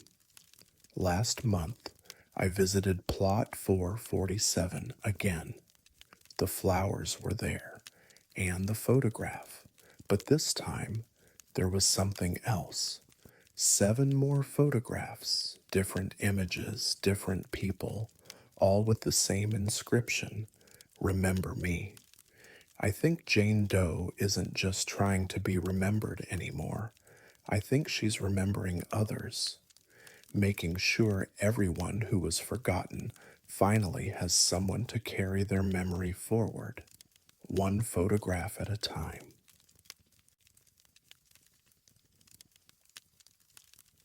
The shift was routine until I learned that the dead have their own way of gathering. My name is Gabriel Reyes, and I work as the overnight security supervisor at Evergreen Memorial Park in Seattle, Washington. I've held this position for 12 years, and before that, I spent 8 years in law enforcement. I've seen strange things in my career, but what I witnessed at the Ashford Mausoleum wasn't grief. It was something older, something that had been waiting. Evergreen Memorial Park is one of the largest cemeteries in the Pacific Northwest, spanning over 200 acres. We have 5 mausoleums on the property, but the Ashford is the oldest, built in 1923 by a shipping magnate named Edmund Ashford. It sits on the highest point of the cemetery, a granite structure with heavy bronze doors. Edmund and his entire family are entombed there: his wife, his 3 children, various relatives, 17 people total. The building hasn't been opened for a new interment since 1987.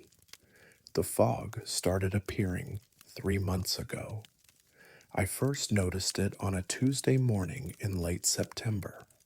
I was making my 4 a.m. rounds, walking the perimeter road. The night was clear, temperature in the mid-50s, no weather conditions that would produce fog.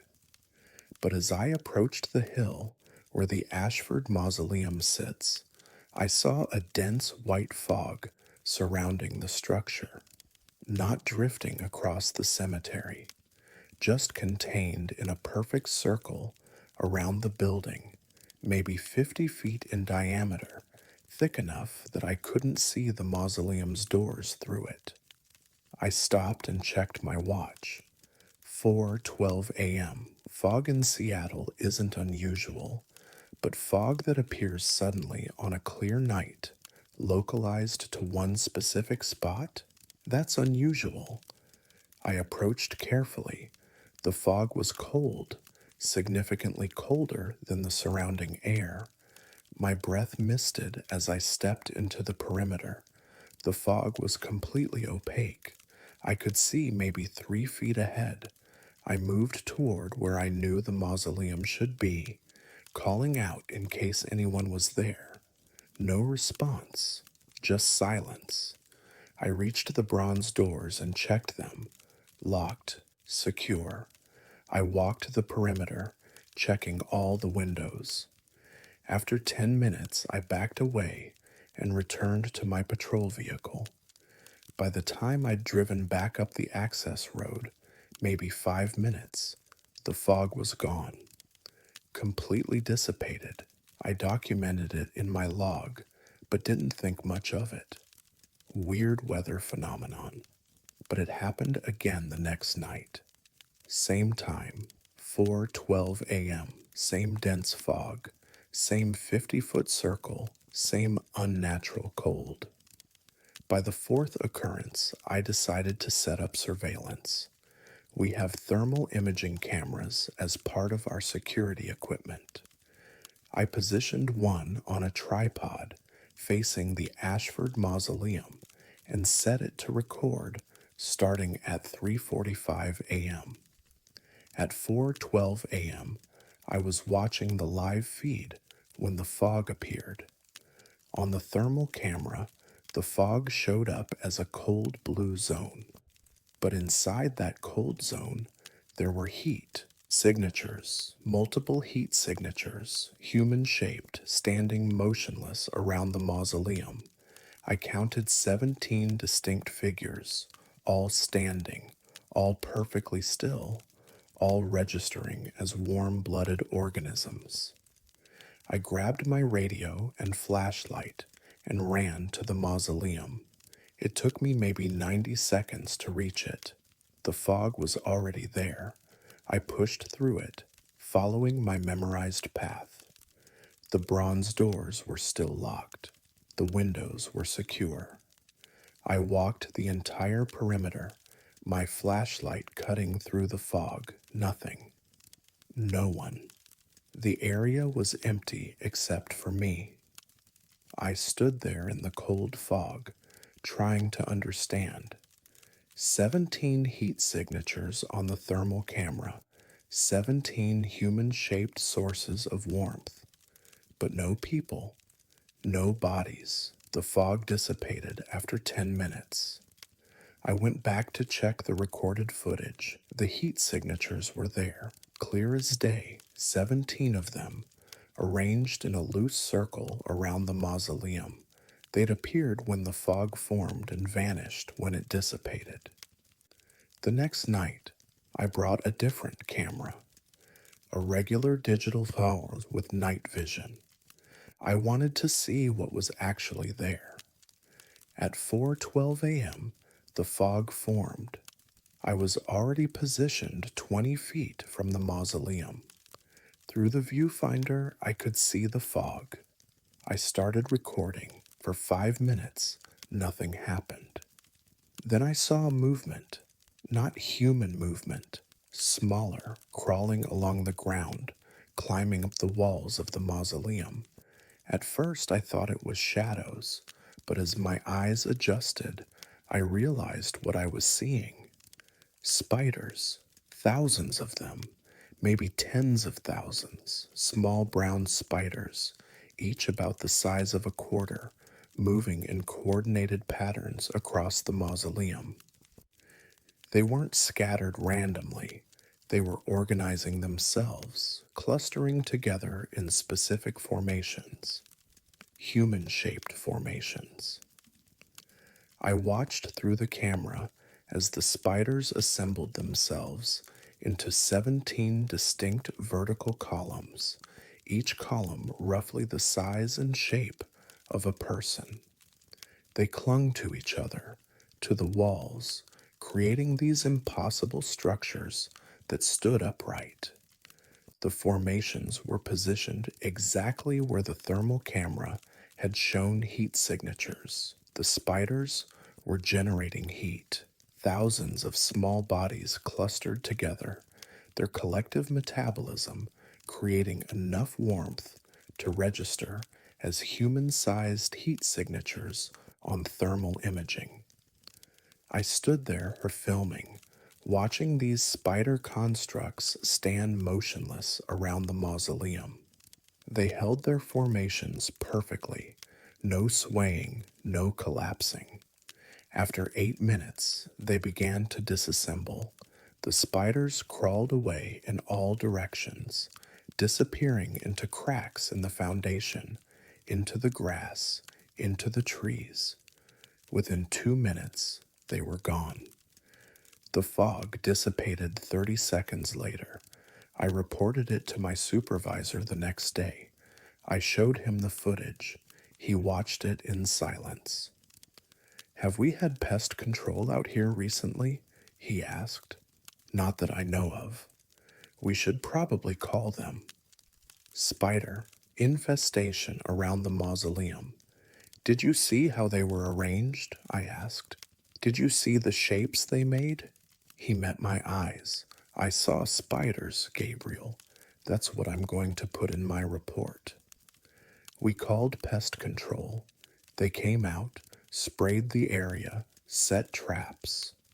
The technician told us he'd never seen such a concentration of spiders. "It's like they were called," he said. The fog stopped appearing for 2 weeks. Then it came back, same time, same formations. The spiders had returned despite everything. Last week, something changed. I was watching when one of the formations moved, not collapsed. Moved. The formation closest to the doors turned until it faced away from the building, faced toward the rest of the cemetery. Then it started walking, not in the way a human walks, but in a flowing movement, spiders constantly rearranging themselves to maintain the shape. It moved down the hill, away from the mausoleum. I followed it. It walked for 3 minutes, then stopped at a fresh grave.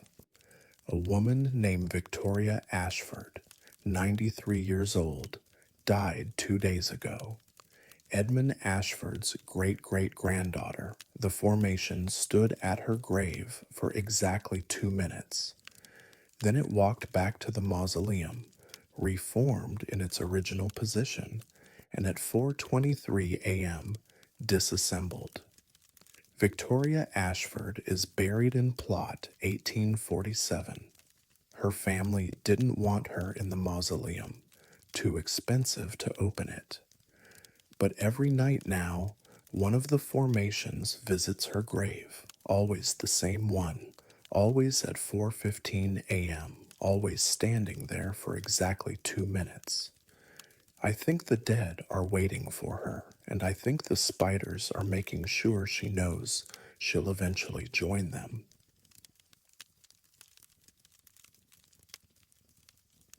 I thought I understood death until the night one of our clients spoke my daughter's name.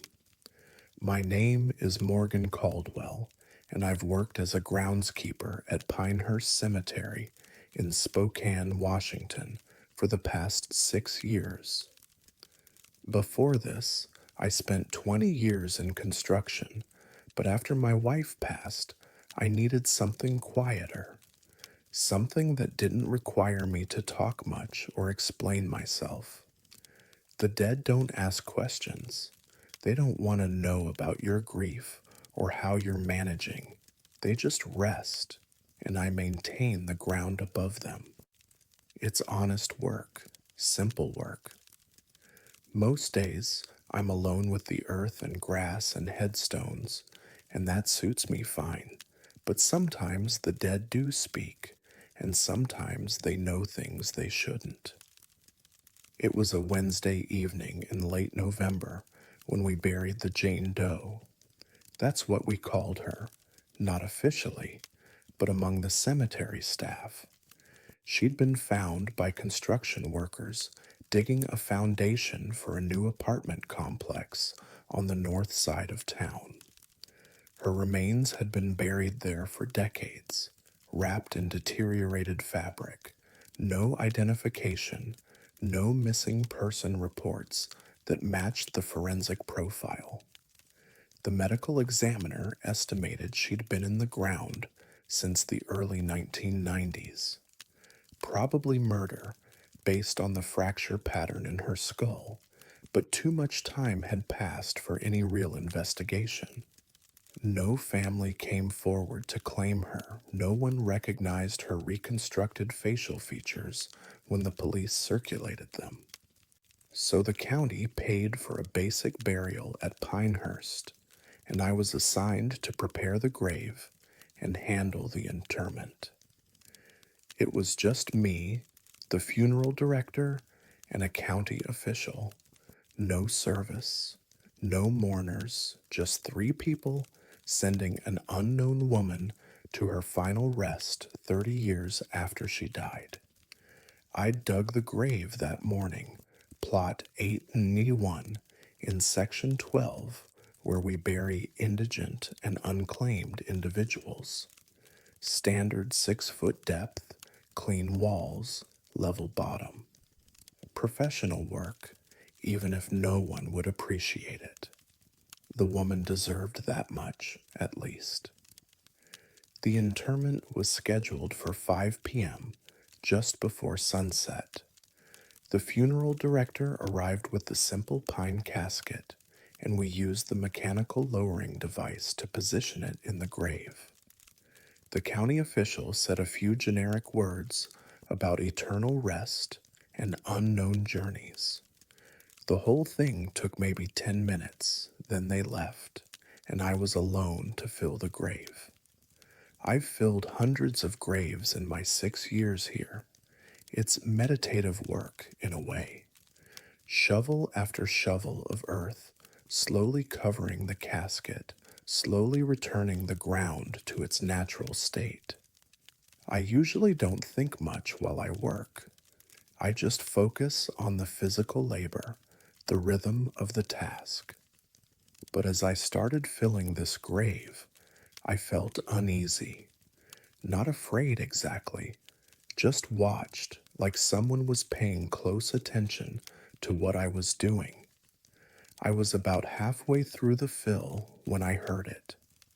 A woman's voice, soft, barely audible over the sound of earth falling onto the casket, but clear enough that I stopped, my shovel suspended mid-throw.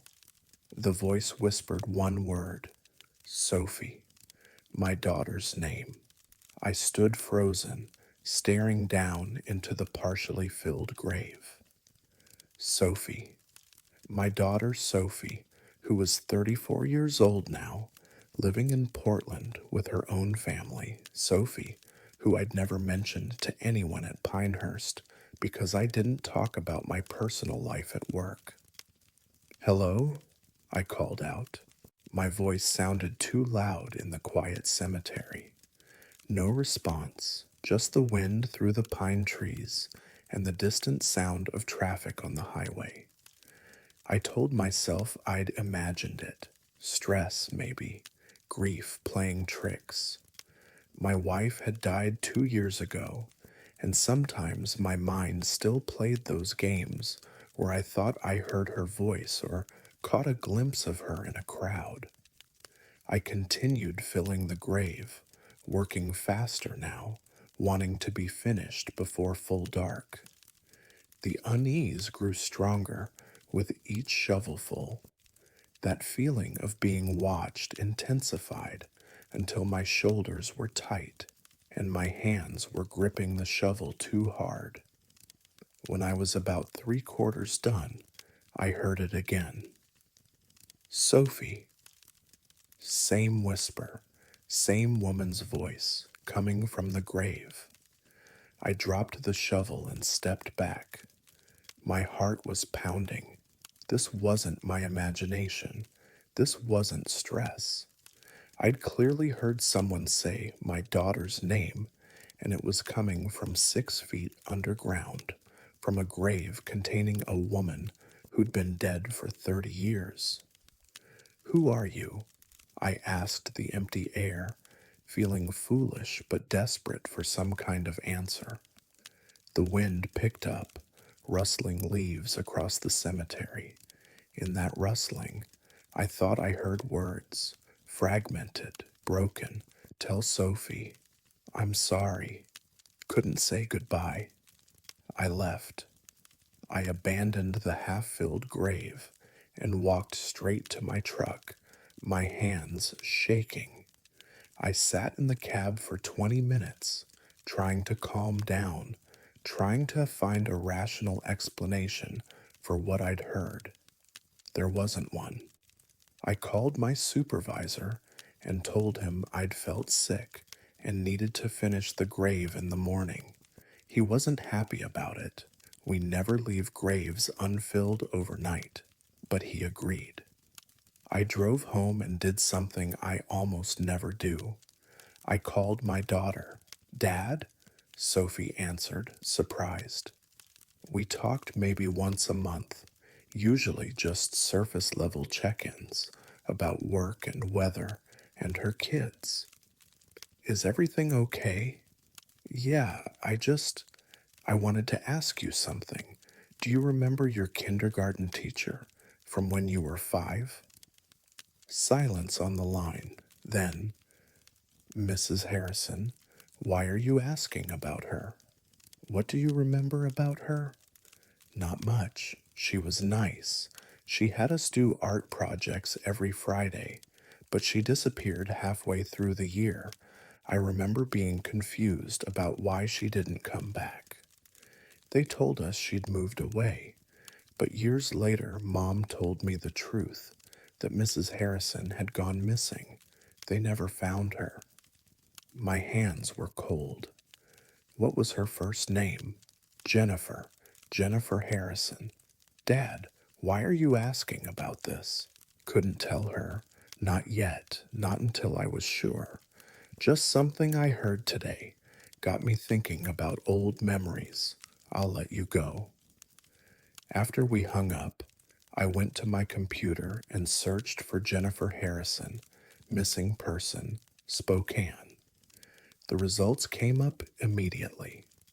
Jennifer Harrison, age 29, kindergarten teacher at Evergreen Elementary School, reported missing November 4th, 1993. Last seen leaving the school at 6 p.m. Her car was found abandoned near the north side of town. No body ever recovered, case still open, but inactive. The north side of town, where the construction workers had found the remains, where they dug up a woman who'd been buried for 30 years with a fractured skull. The Jane Doe we'd buried today was Jennifer Harrison, my daughter's kindergarten teacher, the woman who disappeared when Sophie was 5 years old, who'd never gotten to say goodbye to her class.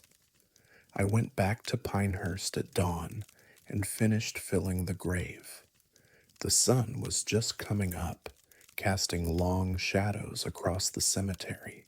As I placed the last shovelful of earth and smoothed the surface, I spoke out loud. I'll tell her, I said. I'll tell Sophie you're sorry. I'll tell her you didn't want to leave. The wind was still. No response. No whispers. Just the quiet of early morning and fresh earth. I did tell Sophie. Not everything. Not about the whispers or the voice from the grave. But I told her that her teacher had been found, that she'd been properly buried, that Mrs. Harrison hadn't abandoned her class, hadn't chosen to leave, that something terrible had happened to her. Sophie cried on the phone, not from sadness exactly, from relief, maybe, from finally having an answer to a question that had haunted her for 30 years. I always wondered if she remembered us, Sophie said, if wherever she was, she thought about her students. She remembered, I said. I'm sure she did. 3 days after the burial, I found something on Jennifer Harrison's grave. Someone had left flowers, bright construction paper flowers, the kind kindergartners make with safety scissors and glue. They were weathered, like they'd been stored for a long time, then finally brought out. Sophie had been to Spokane. She'd visited the grave. She'd left the flowers she'd made in Mrs. Harrison's class 30 years ago, before her teacher disappeared. I think Jennifer Harrison waited 30 years in the dark earth, unable to speak, unable to reach the children she'd been forced to leave behind. I think when she was finally moved, finally given a proper burial, she had one chance to send a message, and somehow she knew exactly who would hear it. I still work at Pinehurst. I still fill graves and maintain the grounds. But now, when I'm alone with the dead, I listen. Really listen. Because sometimes they have something important to say. Sometimes they've been waiting decades to say it. And sometimes, if you're meant to hear it, they'll find a way to speak your name.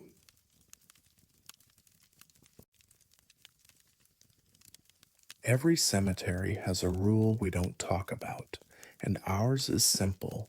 Never open Vault 7, no matter what you hear inside. My name is Elena Santos, and I serve as the funeral director at Harborview Memorial Gardens in San Luis Obispo, California. I've been in this profession for 16 years, working my way up from assistant to director, learning every aspect of funeral service and cemetery management.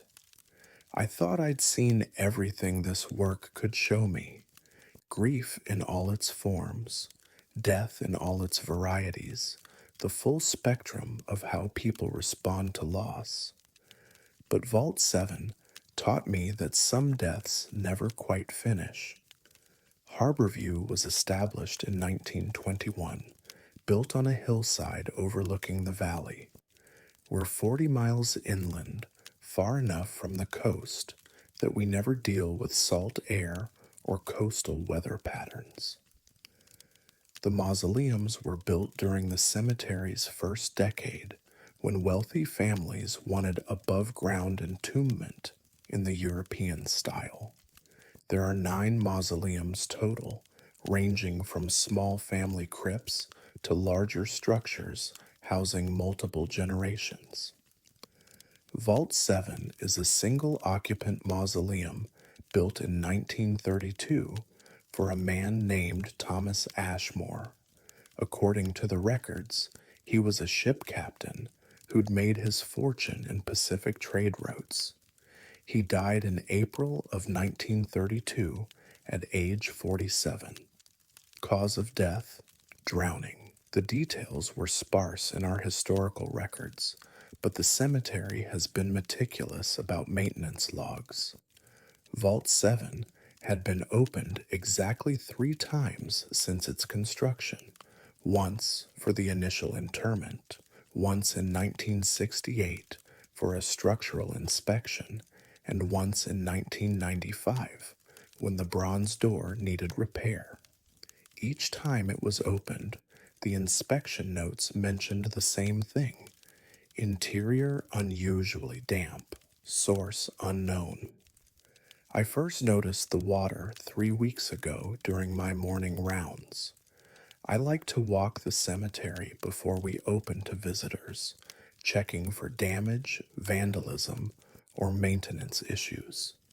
It's peaceful at dawn, and it helps me prepare for whatever the day might bring.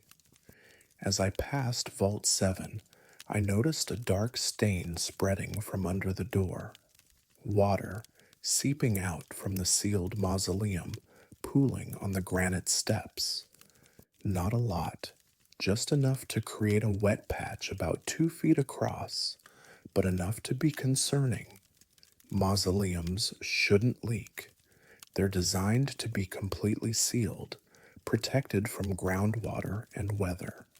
And Vault 7 sits on high ground, at the top of a small rise. Water flows away from it, not toward it.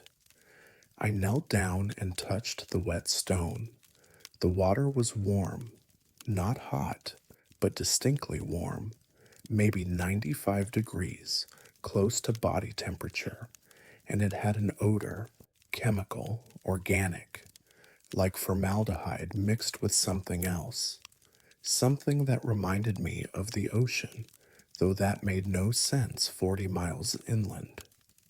I made a note to contact our maintenance supervisor, but before I could, I noticed something else.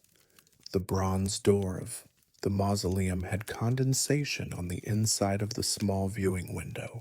Moisture was building up behind the glass, obscuring the view of the interior. That wasn't right. The mausoleum should be dry. The seal should prevent any moisture accumulation. By the next morning, the water seepage had increased. The wet patch now extended 4 feet from the door, and the smell was stronger. That chemical ocean scent, mixed with something else I couldn't identify. Something that made my throat tighten and my eyes water. I called our maintenance supervisor, Frank, who'd been working at Harborview for 35 years. He came out to inspect Vault 7 that afternoon, bringing humidity meters and thermal imaging equipment. The interior is reading 89 degrees, he said, checking his thermal camera. That's impossible. It should be ambient temperature, maybe 65 degrees. Could there be a water line break? I asked. No water lines run near the mausoleums. And look at this.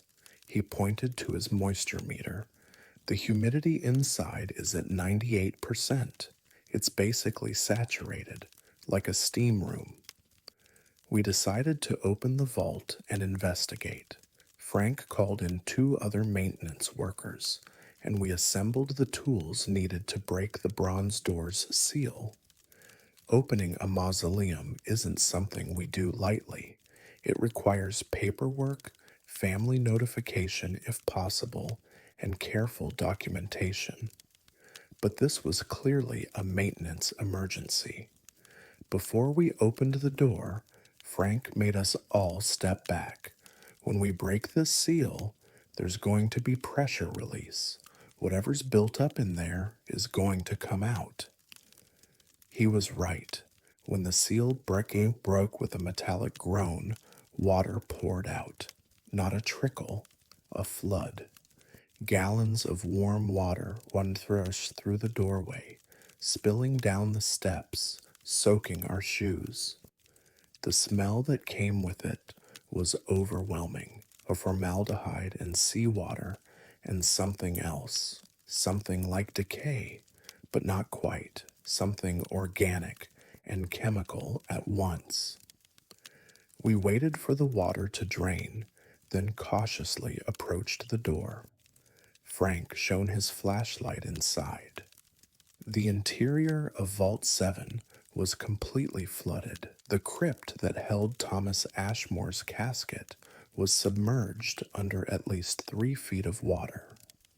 The walls were covered in something that looked like algae or kelp, dark green strands clinging to the marble. The air was thick, humid, hard to breathe. "Where is this water coming from?"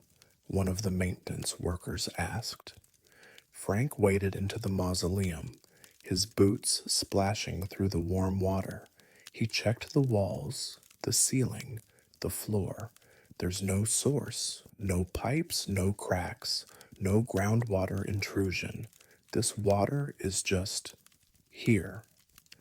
I stayed in the doorway, not wanting to enter, but unable to look away.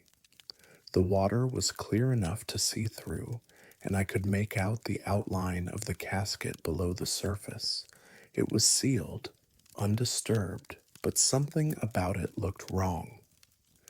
"We need to pump this out," Frank said. "Get some industrial pumps out here and drain the vault completely. Then we can figure out what's happening." We spent the rest of that afternoon and evening pumping water out of Vault 7. The pumps ran continuously, pulling hundreds of gallons of warm, chemically scented water from the sealed mausoleum. But the water level dropped slowly, too slowly. It was as if the water was being replenished, even as we pumped it out. By midnight, we'd lowered the water level by about a foot. The casket was partially visible now, and I could see that the seal was intact, but the metal was corroded in strange patterns, like something had been trying to eat through it from the outside. Frank decided we needed to stop for the night and resume in the morning. "Whatever's happening here isn't going to resolve tonight. Let's seal the door temporarily and come back with more equipment." But when we returned at dawn, the water had risen again, back to its original level, 3 feet deep, as if we'd never pumped anything out. I contacted a structural engineer and a hydrologist, trying to find some explanation. The engineer found no structural defects. The hydrologist tested the water and found something unusual. It contained salt, seawater levels of salt, but also formaldehyde at concentrations used in embalming, and something else, trace organic compounds that suggested biological activity, though nothing that should exist in a sealed mausoleum 40 miles from the ocean. This water shouldn't exist, the hydrologist told me. The chemical composition doesn't match anything natural. It's like someone mixed embalming fluid with seawater and then grew something in it. I reviewed Thomas Ashmore's death records more carefully. He'd drowned in April 1932 while captaining a trade ship in the Pacific. His body had been recovered 3 days later, badly damaged by the water and marine life. The embalming had been extensive, necessary to make him presentable for burial. The records noted significant fluid loss and tissue saturation. Thomas Ashmore had drowned. His tissues had been saturated with seawater, and then he'd been saturated again with embalming fluid. Two liquids that shouldn't mix, two environments that shouldn't coexist. Ocean and preservation, decay and stasis. We kept pumping every day for 2 weeks. We ran industrial pumps trying to vein Vault 7, and every night the water rose back to its original level, always warm, always smelling of formaldehyde and ocean, always containing that strange algae that shouldn't grow 40 miles inland in a sealed marble room. On the 15th day, Frank came to my office with his resignation letter. I've been doing this work for 35 years, he said. I've fixed cracked vaults and replaced corroded caskets and dealt with every kind of physical decay. But I can't explain what's in Vault 7, and last night, when I was running the pumps alone, I heard something. What did you hear? Breathing from inside the vault, like someone surfacing from underwater, gasping for air. But there's no one in there, just Thomas Ashmore, dead for 92 years. I didn't accept his resignation. Instead, I made a decision. We sealed Vault 7 permanently, welded the bronze door shut, posted it as structurally unsound, not to be opened, removed it from the cemetery map. The water still seeps out. Every morning, there's a wet patch spreading from under the sealed door. It's warm. It smells like the ocean mixed with chemicals. And sometimes, when I walk past early enough, before the sun is fully up, I can hear it. Not breathing, exactly, but something like it. A rhythm, in and out, like something trapped underwater, still trying to surface, still trying to breathe after 92 years of drowning. The cemetery records now include a note about Vault 7 added to the permanent files. Do not open under any circumstances. Previous occupant's cause of death creates ongoing maintenance complications. That's all it says. That's all it needs to say. Because how do you explain that someone who drowned in 1932 is still drowning? That the ocean that killed him somehow followed him inland into his sealed tomb and refuses to let him rest? The water is still rising inside. I can tell because the seepage outside has increased. Soon it will overflow the sealed door completely. And I wonder, when that happens, if Thomas Ashmore will finally surface. If after 92 years underwater, in a tomb filled with the ocean that took his life, he'll finally break through and breathe. I'm not sure I want to what be here when that happens, but I check the vault every morning because someone has to. Someone has to watch. Someone has to be ready for whatever comes out when the water finally rises high enough. Last week, I noticed something new: footprints leading away from Vault 7.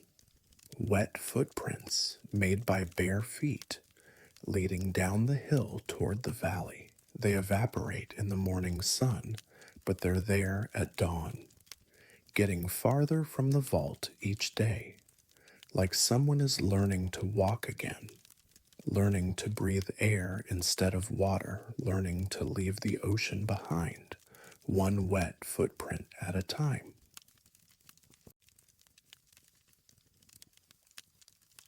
I never should have started measuring, but precision has always been my weakness. My name is Benjamin Torres, and I've worked as the head caretaker at Meadowbrook Cemetery in Albuquerque, New Mexico for the past 23 years. Before this, I was a surveyor, someone who measured property lines and calculated angles with absolute precision. That training never left me. Even now, I notice when things aren't quite straight, when headstones lean a few degrees off vertical, when the alignment of graves shifts over time due to settling earth. Most of the time, these small movements are natural. Ground shifts, frost heaves, tree roots, nothing that causes concern. Just the slow physics of Earth reclaiming what we've placed upon it. But the headstone in plot 342 wasn't moving naturally. It was moving with purpose. I first noticed it in early January. I was doing my quarterly documentation, photographing headstones, and noting any maintenance needs. We keep detailed records at Meadowbrook, photos from multiple angles, measurements of tilt or displacement, notes on structural integrity. It's tedious work, but it prevents problems from becoming crises. Plot 342 held the grave of Martha Valdez, who died in October at age 89. Natural causes. Her funeral had been well attended, and her family had chosen a beautiful granite headstone with carved roses along the border. I'd been present when it was installed in late November, and I'd watched the monument company use their equipment to ensure it was perfectly level and properly oriented. Headstones in Meadowbrook face east. It's traditional, something about rising to meet the dawn. The monument company had set Martha's stone with precision. I'd checked their work myself with a compass. 0 degrees deviation, perfect eastern orientation. But when I photographed it in early January, something looked off. I pulled out my compass and checked. The stone had rotated, not much, maybe 15 degrees clockwise, but definitely rotated. The roses that should have faced due east now faced east-northeast. I made a note in my records. Probably settling, I thought. New graves sometimes shift as the disturbed earth compacts. I'd check it again in a few weeks. 2 weeks later, I checked plot 342 again. The headstone had rotated another 15 degrees. Now it was facing east-northeast at a 30-degree angle from its original position.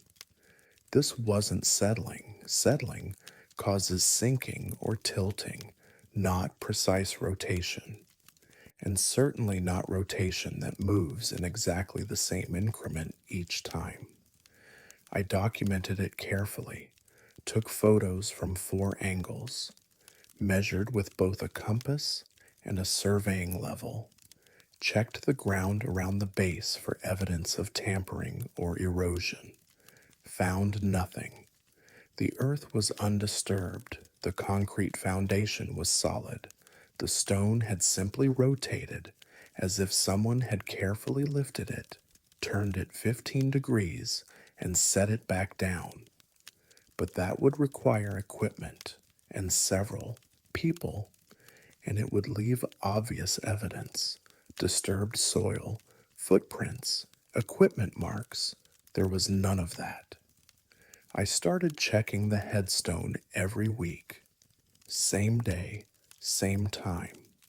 Every Thursday at 10 a.m., I walked to plot 342 with my compass and camera. Week 3, 45 degrees from original position, 15-degree increment exactly.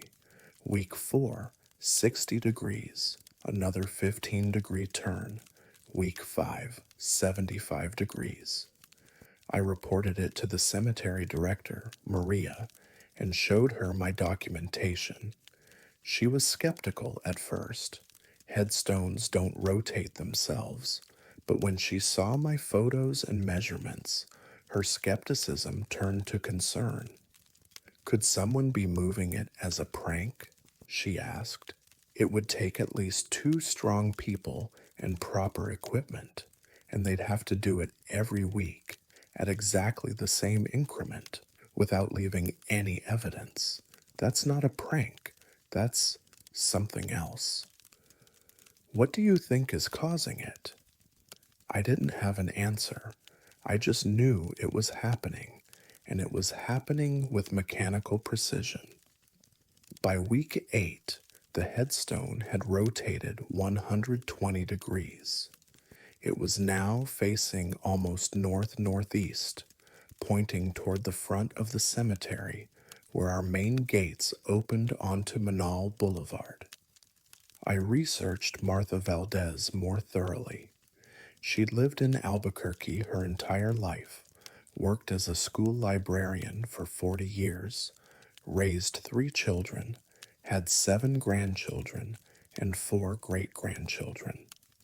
By all accounts, she was a kind woman, beloved by her community, no dark secrets or unfinished business that anyone knew about. But her great-grandson, Jacob, had been driving the car that brought her to the hospital the night she died. Heart attack while visiting family. Jacob had rushed her to the emergency room, but she'd both died before they arrived. I wondered if there was something there, some guilt, some unfinished connection, but it seemed like a stretch. Week 10, 150 degrees. The headstone was now facing almost due north, pointing directly at the section of Manal Boulevard visible from the cemetery. Week 11, 165 degrees. Week 12, 180 degrees. The headstone was now facing perfectly north, directly toward the road. After 3 months of 15-degree weekly rotations, it had completed a half-circle turn. The roses that should have faced east now faced the cemetery gates and the busy street beyond. I expected the rotation to stop. It seemed complete somehow. The stone had achieved whatever impossible purpose had been driving it, but the next Thursday, I checked again. The stone had rotated another 15 degrees. It was continuing past north, now facing north-northwest. "Where is it pointing?" Maria asked when I showed her the latest measurements. I pulled up a map and drew a line from plot 342 through the angle the headstone was now facing.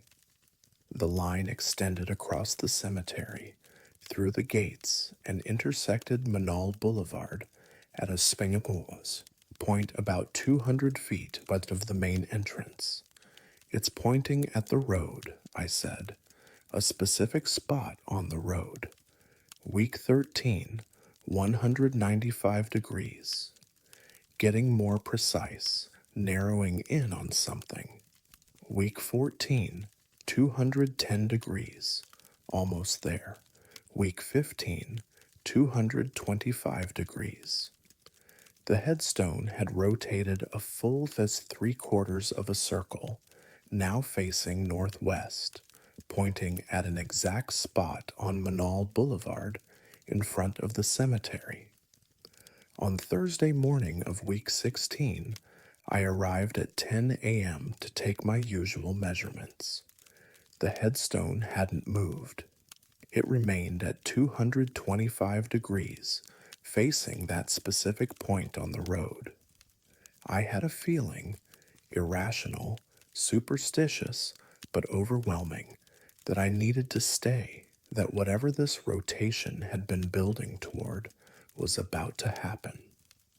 I sat on a bench about 50 feet from plot 342, where I could see both the headstone and the section of road it was facing.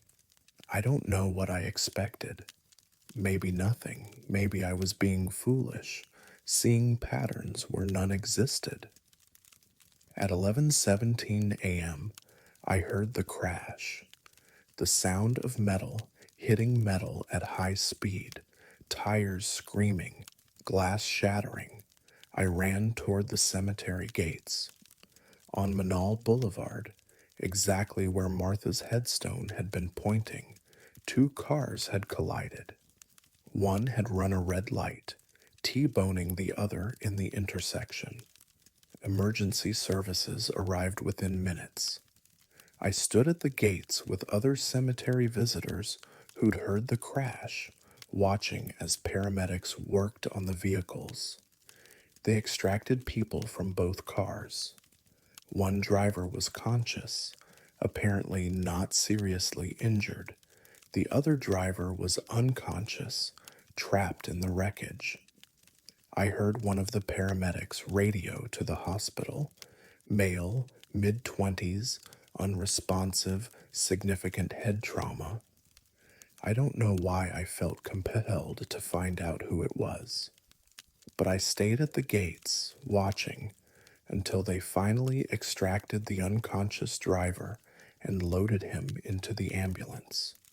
As the ambulance pulled away, I saw the other vehicle's registration through the shattered window. The name on the insurance card, visible on the dashboard, Jacob Valdez, Martha's great-grandson. I called Maria immediately and told her what had happened. We contacted the family. Jacob had been on his way to visit Martha's grave, something he did every Thursday morning. When the accident occurred, he died 3 hours later at the hospital from his injuries. The headstone stopped rotating after that. I've checked it every week for the past 6 months. It remains at exactly 225 degrees, pointing at the spot on Manal Boulevard where Jacob's car was hit. I had the monument company come out to examine the stone. They found no explanation for how it could have rotated. The foundation was intact. The setting was solid. There was no evidence of any force that could have caused the movement. It's like the stone rotated itself, the foreman said. But that's impossible. Martha and Jacob are buried next to each other now. Plot 342 and plot 343. Martha's headstone still faces that spot on the road. Jacob's headstone, installed last month, faces east like it's supposed to, but I check them both every Thursday at 10 a.m. Because last week I noticed something. Jacob's headstone has rotated just a little, maybe 15 degrees, and it's facing Martha's grave. I've started taking measurements again, documenting angles, photographing from multiple positions, because I have a terrible feeling that Jacob's stone is going to start rotating too, that it's going to track something, predict something, point at something with the same mechanical precision that Martha's stone demonstrated.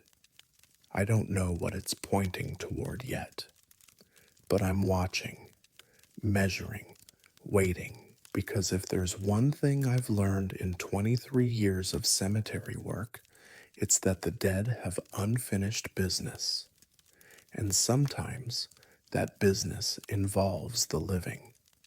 Martha spent 3 months pointing at the spot where her great-grandson would die.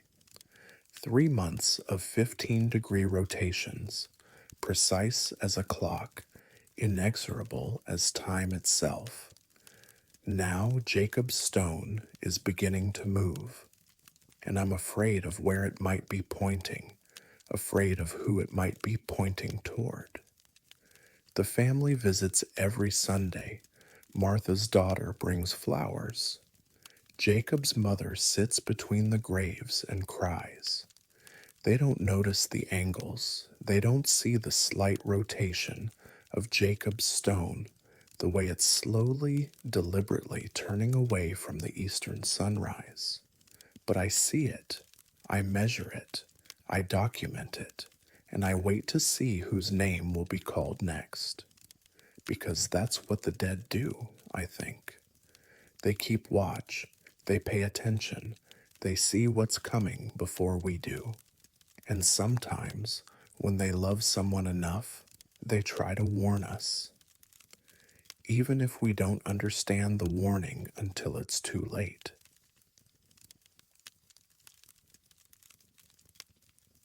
The shift was routine until I learned that some lullabies never end. My name is Petra Kowalski, and I work as the night security watchwoman at Greenfield Memorial Park in Milwaukee, Wisconsin. I've been walking these grounds for 9 years, ever since my husband passed, and I needed something to fill the empty hours between midnight and dawn. Most people think cemetery security at night must be terrifying, but the truth is, it's usually peaceful. The dead don't cause trouble. It's the living you have to watch for.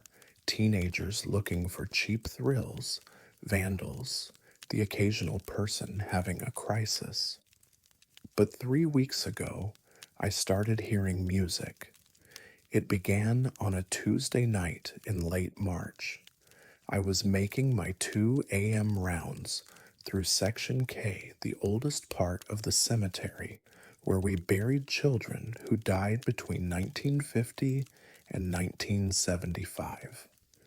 It's a sad section, row after row of small headstones, some with lambs or angels carved into them, others just simple markers with dates that span only days or months or a few short years. The night was cold but clear, with enough moonlight that I barely needed my flashlight. Everything was quiet except for the wind through the still bare trees. I was about halfway through the section when I heard it. A music box, playing a simple melody I recognized but couldn't quite name, the kind of tinkling song that belongs to childhood, to nurseries and bedtime routines. It was faint, distant, but clear enough that I stopped walking to listen. The song played for maybe 20 seconds, then stopped, then started again from the beginning, a loop, repeating. I followed the sound, walking slowly between the small graves, trying to pinpoint its source. The melody got louder as I approached the center of Section K, near a cluster of graves from the late 1960s. But as I got closer, something strange happened. The sound didn't get louder in the way it should. It got more present, but not in volume. It was as if the music was coming from below me, from underground. I stopped at a small grave marker. Emily Rose Novak, born March 3rd, 1963, died December 18th, 1968, age 5, our little angel. The music was coming from directly below this stone. I was certain of it. I knelt down and pressed my ear to the cold ground. The melody was clearer now, unmistakable. A music box playing beneath 6 feet of earth, inside a grave that had been sealed for 56 years. The song finished its loop and started again, then stopped abruptly, mid-phrase, silence. I stood up, my knees stiff from the cold, my mind trying to find a rational explanation. Sound travels strangely at night. Maybe it was coming from somewhere else, a house near the cemetery, a car passing on the road. Maybe my ears were playing tricks. But the next night, at exactly 2:30 a.m., I heard it again. Same location, same grave, same looping melody, playing for about 2 minutes before stopping abruptly. I checked the cemetery's visitor log for that day when signature caught my attention. Agnes Novak, visiting plot K247. Emily's grave. I looked up Agnes Novak in our records. She was listed as Emily's mother, still alive at 89 years old, living in an assisted care facility in Milwaukee. The notes indicated she'd been visiting Emily's grave regularly for 56 years, usually once a month.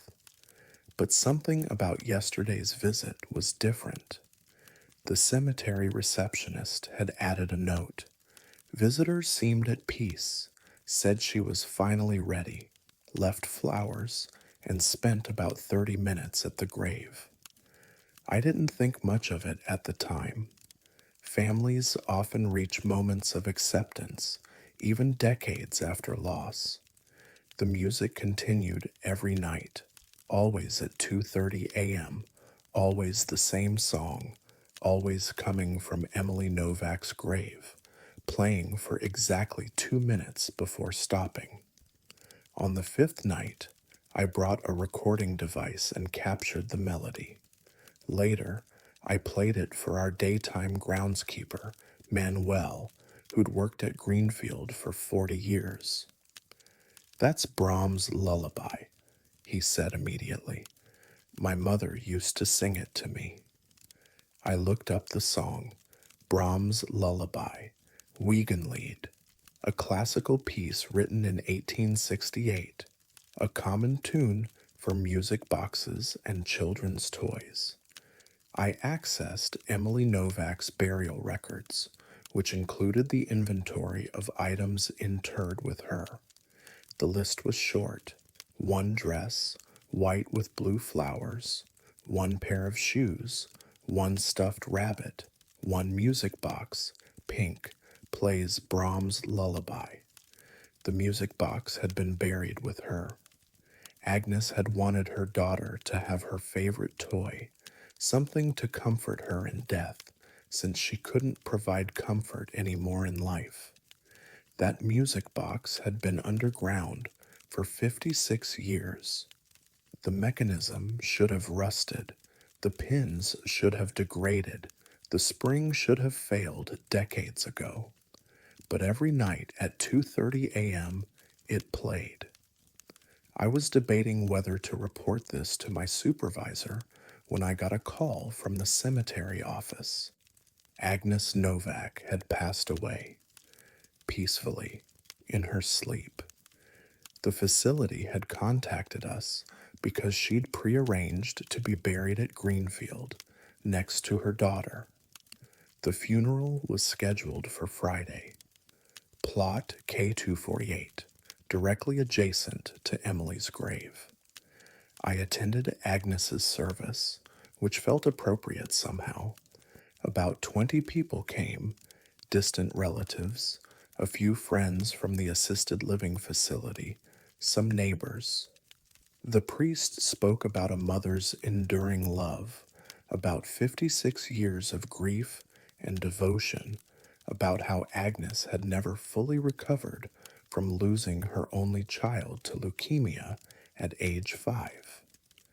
She told me recently, the priest said, that she was finally ready to rest, that she'd carried her grief long enough, and it was time to be with Emily again. They lowered Agnes's casket into the ground next to her daughter's grave. I watched as the two plots became neighbors in death as they'd been in life, a mother and daughter separated by 5 decades, but only a few feet of earth. That night, I made my rounds at the usual time. At 2:15 a.m., I positioned myself near Section K waiting. 2:30 a.m. came. I walked to Emily's grave, expecting to hear the music box. Silence. I waited 5 minutes, 10 minutes, nothing. The music box didn't play. I felt an unexpected sadness. That strange nightly ritual, as impossible as it was, had become something I'd counted on, a reminder that love persists even in the coldest ground, even after 56 years. I was about to continue my rounds when I heard something different. 2 music boxes, playing in harmony. One was the familiar melody from Emily's grave, but now there was a second source, playing the same song at the same tempo, perfectly synchronized. The sound was coming from Agnes's fresh grave, not yet settled, the earth still dark and loose. I knelt between the 2 graves and listened.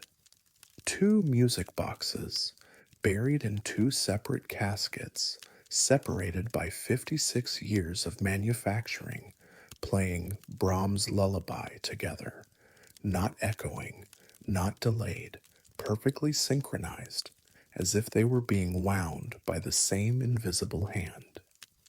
The melody played for exactly 4 minutes this time, twice as long as before. Then both boxes stopped simultaneously. I've heard them every night since. 2:30 a.m. 4 minutes of synchronized music from underground. A mother and daughter playing together. The lullaby that Agnes must have sung to Emily during those 5 short years. The song that followed them both into the grave. Last week, something new happened. I was standing between the graves, listening to the music boxes, when I heard a third sound. Singing. A woman's voice, quiet but clear, singing the words to Brahms' lullaby in German, the original language. Guten Abend, gute Nacht. I looked around. No one was there. Section K was empty, except for me and the small graves and the cold March night. But the singing continued, a woman's voice that sounded both young and old, as if 2 people were singing together. A mother and a daughter, their voices blending, singing the lullaby that had connected them for 56 years. The singing stopped when the music boxes stopped. Then silence. I should report this. I should tell someone what I'm hearing. But what would I say?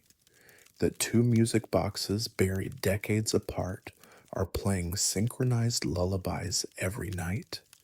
That I'm hearing voices singing in German above graves that have been sealed for weeks and decades? Who would believe me? And more importantly, would reporting it change anything? Because here's what I think is happening. Agnes spent 56 years grieving, 56 years visiting that grave, 56 years singing lullabies to a daughter who couldn't hear them. And Emily spent 56 years underground, alone, with only a music box for company.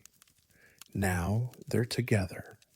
And every night at 2:30 a.m., maybe the time when Emily used to fall asleep, maybe the time when Agnes used to sing her to sleep, they have their bedtime ritual again. A music, box playing, a mother singing, a daughter finally not alone in the dark. I keep my distance now when the music plays. I stand at the edge of Section K and listen, but I don't approach the graves anymore.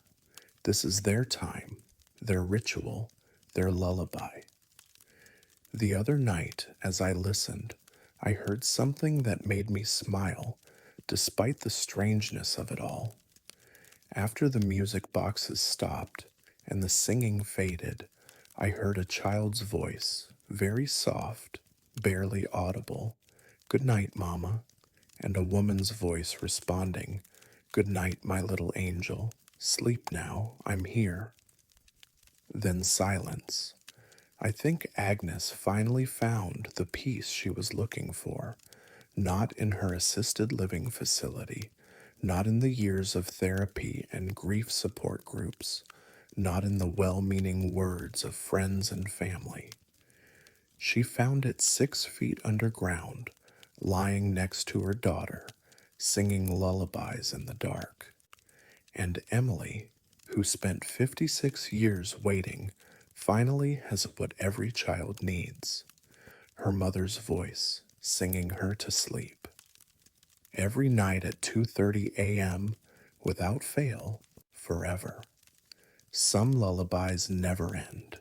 Some grief never heals. But sometimes, in the quiet darkness of a cemetery where children sleep, love finds a way to persist. One music box at a time, one lullaby at a time, one good night at a time, until everyone who was ever alone finally has someone singing them to sleep.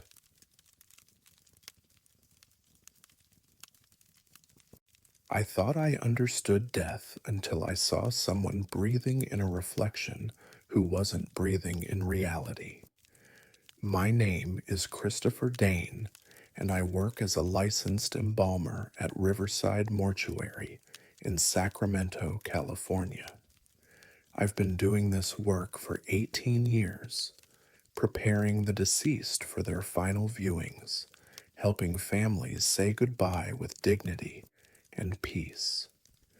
This profession requires technical skill, steady hands, and the ability to separate emotion from the clinical realities of human decomposition. You learn to see bodies as vessels that once held life, not as the people they used to be. That distance is necessary. That clinical detachment keeps you sane. But sometimes that distance collapses. Sometimes you see something that reminds you that the boundary between life and death might not be as absolute as we think. It happened on a Thursday night in late February. I was working late, finishing an embalming that needed to be ready for an early morning viewing. The deceased was a man named Richard Hastings, 63 years old, died of a heart attack while hiking. His family wanted an open casket service, which meant my work needed to be meticulous: arterial embalming, cosmetic restoration, proper positioning. Everything had to look peaceful, natural, like he was simply sleeping, was alone in the preparation room. My usual assistant had gone home sick, and I'd volunteered to finish the work myself. I've done hundreds of embalmings solo. It's actually easier sometimes, working without interruption, following my own rhythm through the familiar steps. The preparation room at Riverside is modern and well equipped: stainless steel tables, proper ventilation, excellent lighting. Everything is clean, clinical, professional. One of the features I particularly appreciate is the steel countertop that runs along the wall adjacent to the main preparation table. It's polished to a mirror finish, which isn't just aesthetic, it allows me to see my work from different angles without moving around the table constantly. I was about 40 minutes into Richard's arterial embalming when I noticed movement in the steel countertop's reflection. I was focused on monitoring the arterial fluid flow, checking for proper distribution, when my peripheral vision caught something. In the reflection on the polished steel surface, I saw Richard's chest move, not a dramatic movement, just a subtle rise and fall, the kind of movement you'd see in someone sleeping, breathing. I looked directly at Richard's body. His chest was perfectly still, no movement, no breathing. Of course, he wasn't breathing. He'd been dead for 18 hours, and I'd already injected arterial fluid that was circulating through his vascular system. Dead people don't breathe. But in the reflection, his chest continued to rise and fall, steady, rhythmic, like someone in deep sleep. I stepped back from the table, my hands still gloved, my mind trying to process what I was seeing. I looked at Richard's actual body, completely still, lifeless, exactly as a deceased person should be. Then I looked at his reflection in the steel countertop, breathing, chest rising and falling with mechanical regularity. This wasn't a trick of light. It wasn't a shadow or an illusion caused by the ventilation system moving air. In the reflection, Richard Hastings was breathing. I watched for what felt like minutes, but was probably only 10 or 15 seconds. The reflection showed steady respiration. The actual body showed nothing. I did what any logical person would do. I checked for vital signs, placed my fingers on Richard's carotid artery, feeling for a pulse, nothing. Held a small mirror under his nostrils, checking for breath, no condensation. Used my stethoscope to listen to his chest. No heartbeat, no lung sounds, nothing. Richard Hastings was definitively dead. All clinical indicators confirmed it, but his reflection was breathing. I turned away from the table, trying to calm my ripping heart. This was impossible. Reflections don't show things that aren't happening. They can't. It's physics, light bouncing off surfaces, creating mirror images of reality.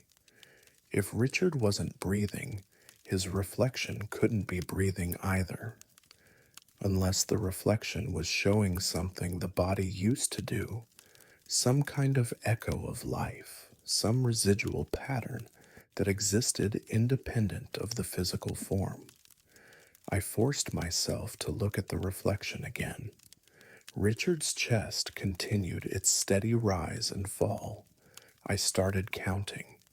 1 breath every 4 seconds. 15 breaths per minute, a normal resting respiratory rate. I moved to different positions around the table, checking other reflective surfaces. The stainless steel surgical instruments, the glass cabinets, the polished metal fixtures on the embalming machine. In every reflection, Richard was breathing, steady, peaceful, alive in the reflections, while dead on the table. I don't know how long I stood there watching. Time felt strange, elastic. At some point, I realized I should document this. I pulled out my phone and started recording the reflection in the steel countertop. Through the phone's screen, I could see what my eyes were seeing. Richard's reflection, breathing steadily. I panned the camera to show the actual body, completely still, then back to the reflection. The contrast was undeniable. The body was dead. The reflection was alive. After about 40 seconds of recording, the breathing in the reflection stopped, not gradually, not like someone falling asleep or dying. It just stopped. One moment the chest was rising. The next moment it was still. The reflection now matched reality. A motionless body, no breath, no life. I checked the actual body again. Still no vital signs. Still dead. Still exactly as it had been for the past hour. I played back the video on my phone. It was all there. 40 seconds of clear footage showing a breathing reflection of a non breathing body. Undeniable documentation of something that shouldn't be possible. I finished the embalming in a daze, going through the mechanical steps out of pure muscle memory. When I was done, I called my supervisor at home, even though it was nearly midnight.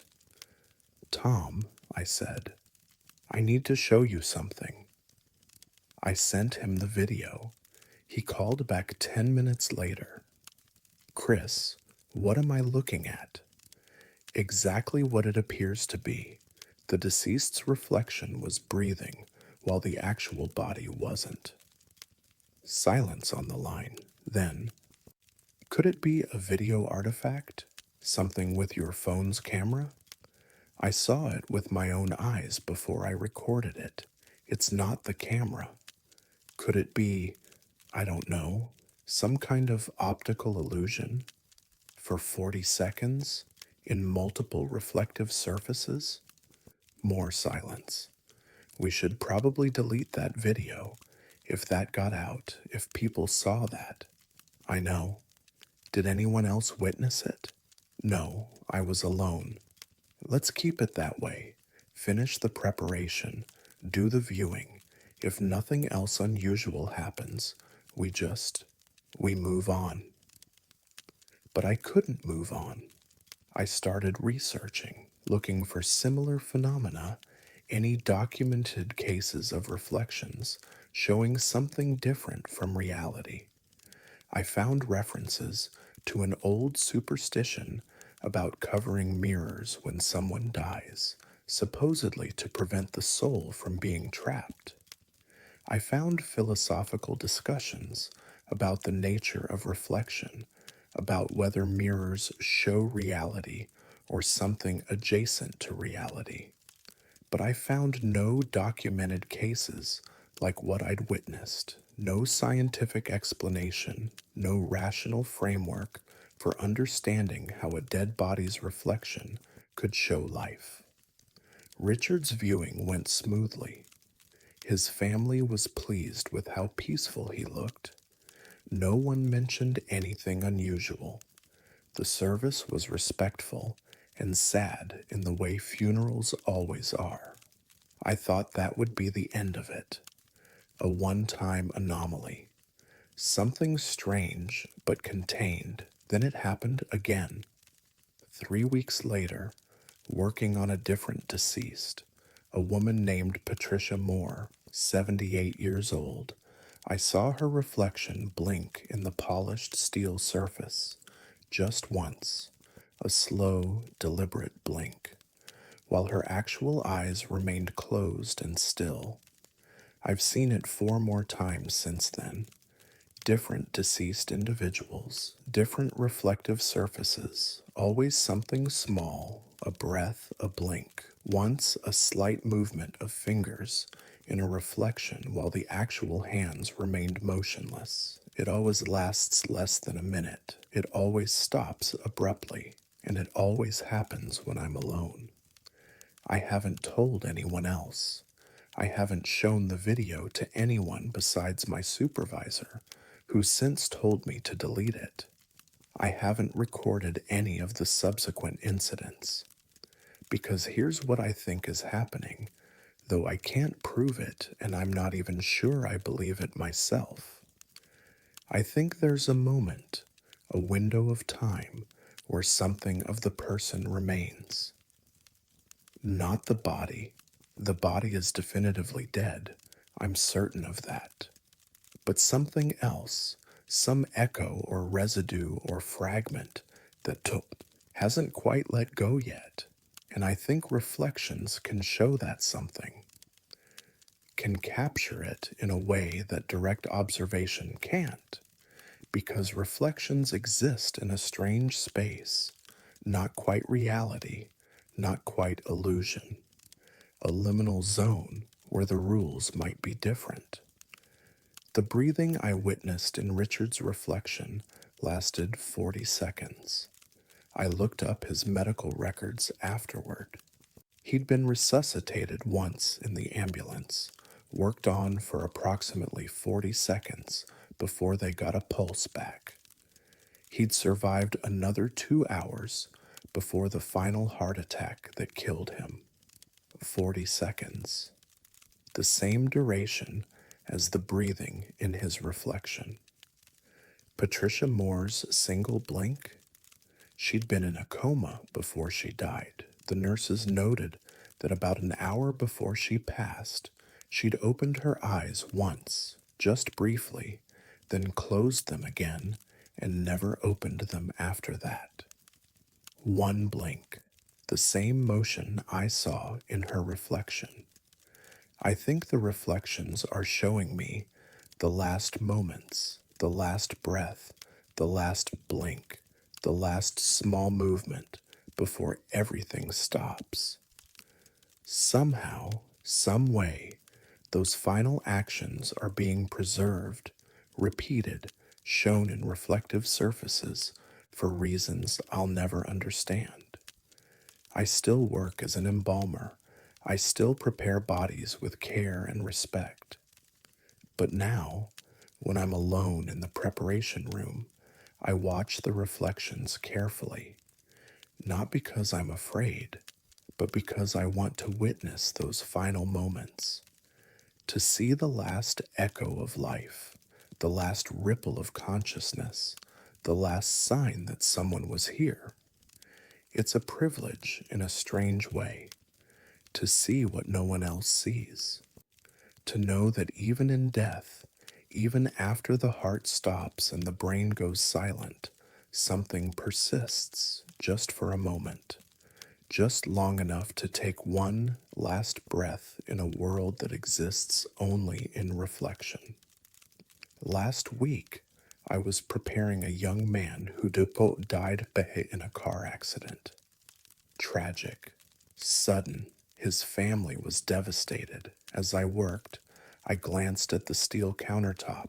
In the reflection, he smiled, just for a second, the smallest upturn of lips, the kind of smile you'd give someone you loved when you were at peace. Then it faded, and he was just a body again. But I saw it, and I know, somehow, that he was okay, that wherever he went after those final seconds, he went with peace. That's what the reflections show me, I think. Not horror, not fear, just the truth that death might not be as final as we imagine. That maybe, in the space between the last breath and forever, there's room for one more smile, one more blink, one more moment of being alive, even if only in a reflection.